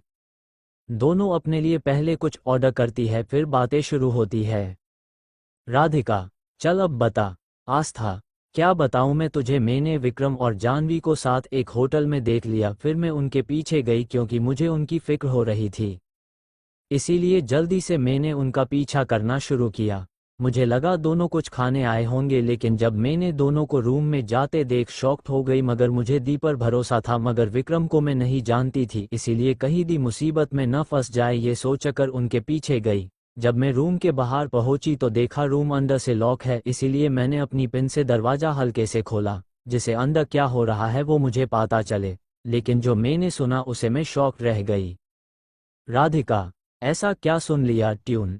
आस्था, मैंने उन्हें कहते हुए सुना कि मैं बेवकूफ़ हूँ, इसीलिए कैसे भी करके विक्रम को मेरी जिंदगी में लाना होगा और मैं आसानी से मन जाऊंगी। मेरे नाम पता नहीं कौन सी प्रॉपर्टी है जिसे वो लोग अपने नाम कराकर मुझे मार देंगे। ये सुन मैं शॉक्ड हो गई। मेरा दिमाग ही काम नहीं कर रहा था। मुझे लगा मैं सपना देख रही हूँ। उससे भी बड़ा झटका मुझे तब लगा जब मैंने अपने माता पिता को भी इनका साथ देते हुए देखा। मुझे कुछ समझ नहीं आ रहा था क्या करूँ। इसीलिए मुझे नफरत है इन लोगों से, मैं मासूम बनकर इन लोगों से बदला लूंगी। ये सब कहते हुए आस्था की आंखें लाल हो गई थी। ये सब सुनकर राधिका को तो रोना आ जाता है। राधिका, भले ही कुछ भी हो जाए मैं हमेशा तेरे साथ हूँ। मैं उन लोगों से बदला लेने में तेरी मदद करूंगी। वैसे भी मुझे उस तेरी नागिन जैसी बहन पर पहले ही शक था, मगर मुझे नहीं पता था कि वो इतना नीचे गिर सकती है। मुझे तो लगता है ये विक्रम भी उसका बॉयफ्रेंड है, तभी तो वो उसका साथ दे रहा था। देखा नहीं था कैसे गोद में उठा के ले जा रहा था तेरी उस बहन को। आस्था, पता नहीं, मगर मुझे उन लोगों से कोई वास्ता नहीं रखना, नहीं उनके जुड़े लोगों पे। राधिका, चल ये सब कुछ छोड़, चल तेरा मूड सही करते हैं, क्योंकि वो टकला साडू प्रोफेसर आज प्रैक्टिकल लेने वाला है, इसीलिए एनर्जी तो चाहिए ना। ये बोल आंख मार देती है, जिसे देख आस्था के चेहरे पर भी स्माइल आ जाती है। आस्था, यार सही तो पढ़ते हैं सिर, मगर पता नहीं तेरा ध्यान कहाँ होता है जो सब तेरे भेजे के ऊपर से चला जाता है। ये बोल उसके सिर पे टपली मारती है। राधिका, यार मार तो नहीं, वरना दिमाग कम हुआ तो तेरे को हैंडसम जीजा कहाँ से मिलेगा। ये बोल शर्माने की एक्टिंग करने लगती है। ये सुन आस्था की जोर से हंसी छूट पड़ती है, जिसे देख राधिका को भी अच्छा लगता है। चलो इसका मूड सही तो हुआ। राधिका, चल अब पानी पूरी, पिज्जा और उसके साथ कोल्ड कॉफ़ी ऑर्डर करते हैं। आज उस जाह्नवी को सबक सिखाने का सेलिब्रेशन करते हैं। आस्था, ठीक है। फिर दोनों फिर से पिज्जा पानी पूरी कॉफ़ी ऑर्डर करती है और उस पर टूट पड़ती है। दोनों बच्चों के जैसे खा रही थी। वहाँ बैठे सभी लोग उन्हें देख रहे थे, मगर इन्हें कहाँ किसकी चिंता थी। दोनों खाने में मशगूल थे। थोड़ी देर बाद पिज्जा का लास्ट पीस के लिए दोनों झगड़ने लगते हैं। आस्था, अरे आप यहाँ। ये सुन राधिका पीछे मुड़ती है, तभी आस्था पिज्जा का स्लाइस उठा के खा लेती है। आस्था और राधिका मस्ती से खा रहे थे। आस्था ने चालाकी से राधिका का ध्यान भटकाए हुए पिज्जा का लास्ट पीस खा लिया। जिसे देख राधिका का मुंह बन गया। राधिका, आस्था ये तो चीटिंग है, तुम ऐसा कैसे कर सकती हो? Aastha, everything is fair in friendship, ये बोल हंसने लगती है। राधिका भी मुस्कुरा देती है, फिर बिल पे दोनों प्रैक्टिकल क्लासेज के लिए निकल जाती है। वहीं दूसरी तरफ विक्रम और जानवी हॉस्पिटल पहुंचते हैं। दोनों जानवी के पैर को डॉक्टर को दिखाएं। डॉक्टर, इन्हें कुछ नहीं हुआ, बस मोच आ गई है, आज आराम करेगी तो ठीक हो जाएगा, ये स्प्रे है, इन्हें लगा दीजिएगा। उसके बाद डॉक्टर चले जाते हैं। विक्रम जानवी के पास बेड पे बैठकर इसके पैरों पे स्प्रे लगाने लगता है, जिसे जानवी को दर्द महसूस होता है, उसकी आंखें भींच जाती है। विक्रम के स्प्रे लगाने के बाद वो जानवी को उठा के घर ले जाता है, फिर उसे अंदर ले जाता है। लीला जी को की सोफे पे बैठ के टीवी सीरियल देख रही थी, तभी जानवी को अंदर आता देख और लांगड़ाता देख जल्दी से उसके पास जाती है, उसे दूसरी तरफ से पकड़ उसे सोफे पे बिठाती है, फिर पूछती है, लीला जी, क्या हुआ तुम्हारे पैर को? क्या तुम गिर गई? तुम्हें दर्द हो रहा है? आखिर गिरी तो गिरी कैसे? ऐसे एक के बाद एक क्वेश्चन पूछने लगती है। जानवी जब अपनी मोम के क्वेश्चन सुनती है तो पहले उन्हें शांत होने का कहती है। लीलजी भी बैठ जाती है। उन्हें विक्रम को देख आश्चर्य नहीं हुआ, आखिर उन्हें भी सब कुछ पता था, इसीलिए उन्हें कोई क्वेश्चन नहीं किया। वो भी चाहते थे कि जानवी की शादी विक्रम से हो, क्योंकि विक्रम भी अमीर परिवार से था। ये बात अलग थी कि वो अविनाश जितना अमीर नहीं था। अगर अविनाश से जानवी की शादी हो तो ठीक, वरना विक्रम तो है ही। जानवी फिर लीलाओं को आज जो भी कॉलेज में हुआ सब बताने लगती है। कैसे आस्था का जवाब देना, विक्रम से दोस्ती न करना, फिर उसका गिराना, जिसे सुन लीला जी को बहुत गुस्सा आता है आस्था पे। लीला, उस कमीनी की हिम्मत कैसे हुए तुम्हें गिराने की? मैं उसे अभी सबक सिखाऊंगी। ये बोल वो कॉल करने ही जा रही थी कि जानवी अपनी मोम को रोक लेती है और कुछ सोचने लगती है, मगर उसकी माँ कहाँ मानने वाली थी। उन्होंने आस्था को कॉल मिला दिया, जिसे देख जानवी तुरंत उनके कॉल को काट देती है, जिसे लीला उसकी तरफ देखने लगती है। जानवी, मोम, अगर आपने कुछ कहा तो उसे हम पर शक हो जाएगा और फिर उसे वो राज भी पता चल जाएगा जो सही नहीं है। हमें उससे प्रॉपर्टी के पेपर साइन करवाने हैं। लीला, तो क्या मैं ऐसे ही देखती रहूं? देखो उसने तुम्हारे पैर का क्या हाल कर दिया है। जानवी, डोंट वरी मॉम, ये जल्दी ठीक हो जाएगा। लीला, तो बता अब तेरे दिमाग में क्या चल रहा है, क्योंकि माँ हूँ तेरी, सब जानती हूँ, तू मुझे ऐसे ही नहीं रोकती, चल बता अब। ये सुन जानवी के होठों पे स्माइल आ जाती है, मगर ये कुटिल थी ना कि नॉर्मल। जानवी, वाह मोम, आप तो मुझे अच्छे से जानने लगी है। लीला, मैं नहीं जानूंगी तो कौन जानेगा, आखिर मैंने ही तुम्हें पैदा किया है और पाला है। ये सुन जानवी मुंह बनाती है, फिर एक्साइटेड हो जाती है अपना प्लान बताने के लिए। जानवी, मोम, अब मेरा बर्थडे आने वाला है, क्यों न इस बार पार्टी क्लब में रखे। उसकी ऐसी बातों को सुन लीला कंफ्यूज हो जाती है, मन में सोचती है ये क्या बोल रही है। मैं इसे उस लड़की को सबक सिखाने के बारे में पूछ रही हूँ और ये मुझे अपने बर्थडे के बारे में बताने लगी है। वो कंफ्यूजन भरे चेहरे के साथ जानवी की तरफ देखती है। जानवी जब अपनी माँ का कंफ्यूजन भरा चेहरा देख अपना माथा पीट देती है। जानवी, मोम, जब क्लब में पार्टी रखेंगे तब तो आस्था को बुला पाएंगे। ये सुन लीला समझ जाती है उसकी बेटी क्या सोच रही है, फिर जानवी अपने प्लान को एक्सप्लेन करने लगती है। जानवी, मोम, आस्था को हम मेरे बर्थडे के लिए क्लब बुलाएंगे, जिसे बेवकूफ़ जरूर आएंगी, क्योंकि उसकी नज़र में अभी मैं उसकी बहन हूँ जो उसका भला चाहती है। वो जब क्लब में आएंगी तो हम उसे ड्रिंक पिला देंगे जिसे वो होश में न रहे, जिसका फ़ायदा उठाकर हम उससे प्रॉपर्टी के पेपर साइन करा देंगे। फिर उसे विक्रम के साथ एक रूम में फ़ोटोज लेके उस अविनाश को भेजेंगे, जो अपनी पत्नी को सती सावित्री मानता है। जिसे उसका भरोसा टूट जाएगा, वो उसे डाइवोर्स दे देगा, जिससे जो प्रॉपर्टी मिलेंगी वो भी हम उससे छीन लेंगे, फिर उसे भयानक मौत देंगे। लीला जी को भी ये प्लान अच्छा लगता है, वो राजी हो जाती है, मगर अब विक्रम के दिमाग में तो अलग ही खिचड़ी पक रही थी। विक्रम, मन में तुम कितनी भोली हो बेबी, तुम्हें लगता है मैं तुमसे प्यार करता हूँ? बिल्कुल नहीं, बस मुझे तो तुम्हारे अपना मतलब निकलने से मतलब है, जो मैं कभी भी पूरा कर सकता हूँ। मगर तुम्हारी बहन तुमसे भी सुंदर है, मैं ऐसा मौका कैसे जाने दे सकता हूँ? मुझे तो उसके भी मजे लेने हैं। ये बोल डेविल स्माइल करता है। वही विक्रम के इरादा से अनजान दोनों माँ बेटी अपने प्लान पे खुश हो रही थी। वही आस्था को भी नहीं पता था कि उसके खिलाफ षड्यंत्र रच चुका है। वो तो आराम से प्रैक्टिकल क्लासेज ले रही थी, क्योंकि उसे अपना सपना पूरा करना था और अच्छा डॉक्टर बनना था। फिर छुट्टी टाइम पे आस्था राधिका को BYY बोलकर जाने को कहती है, क्योंकि उसने अभी तक उसकी शादी के बारे में उसे नहीं बताया था। मगर उससे छुपाने का कोई उसका इरादा नहीं था, मगर वो सही टाइम की राह देख रही थी। वो सीधा उस पे बॉम्ब नहीं देखना चाहती थी। Thanks for watching and subscribe for listening next chapter of Rebirth of Queen.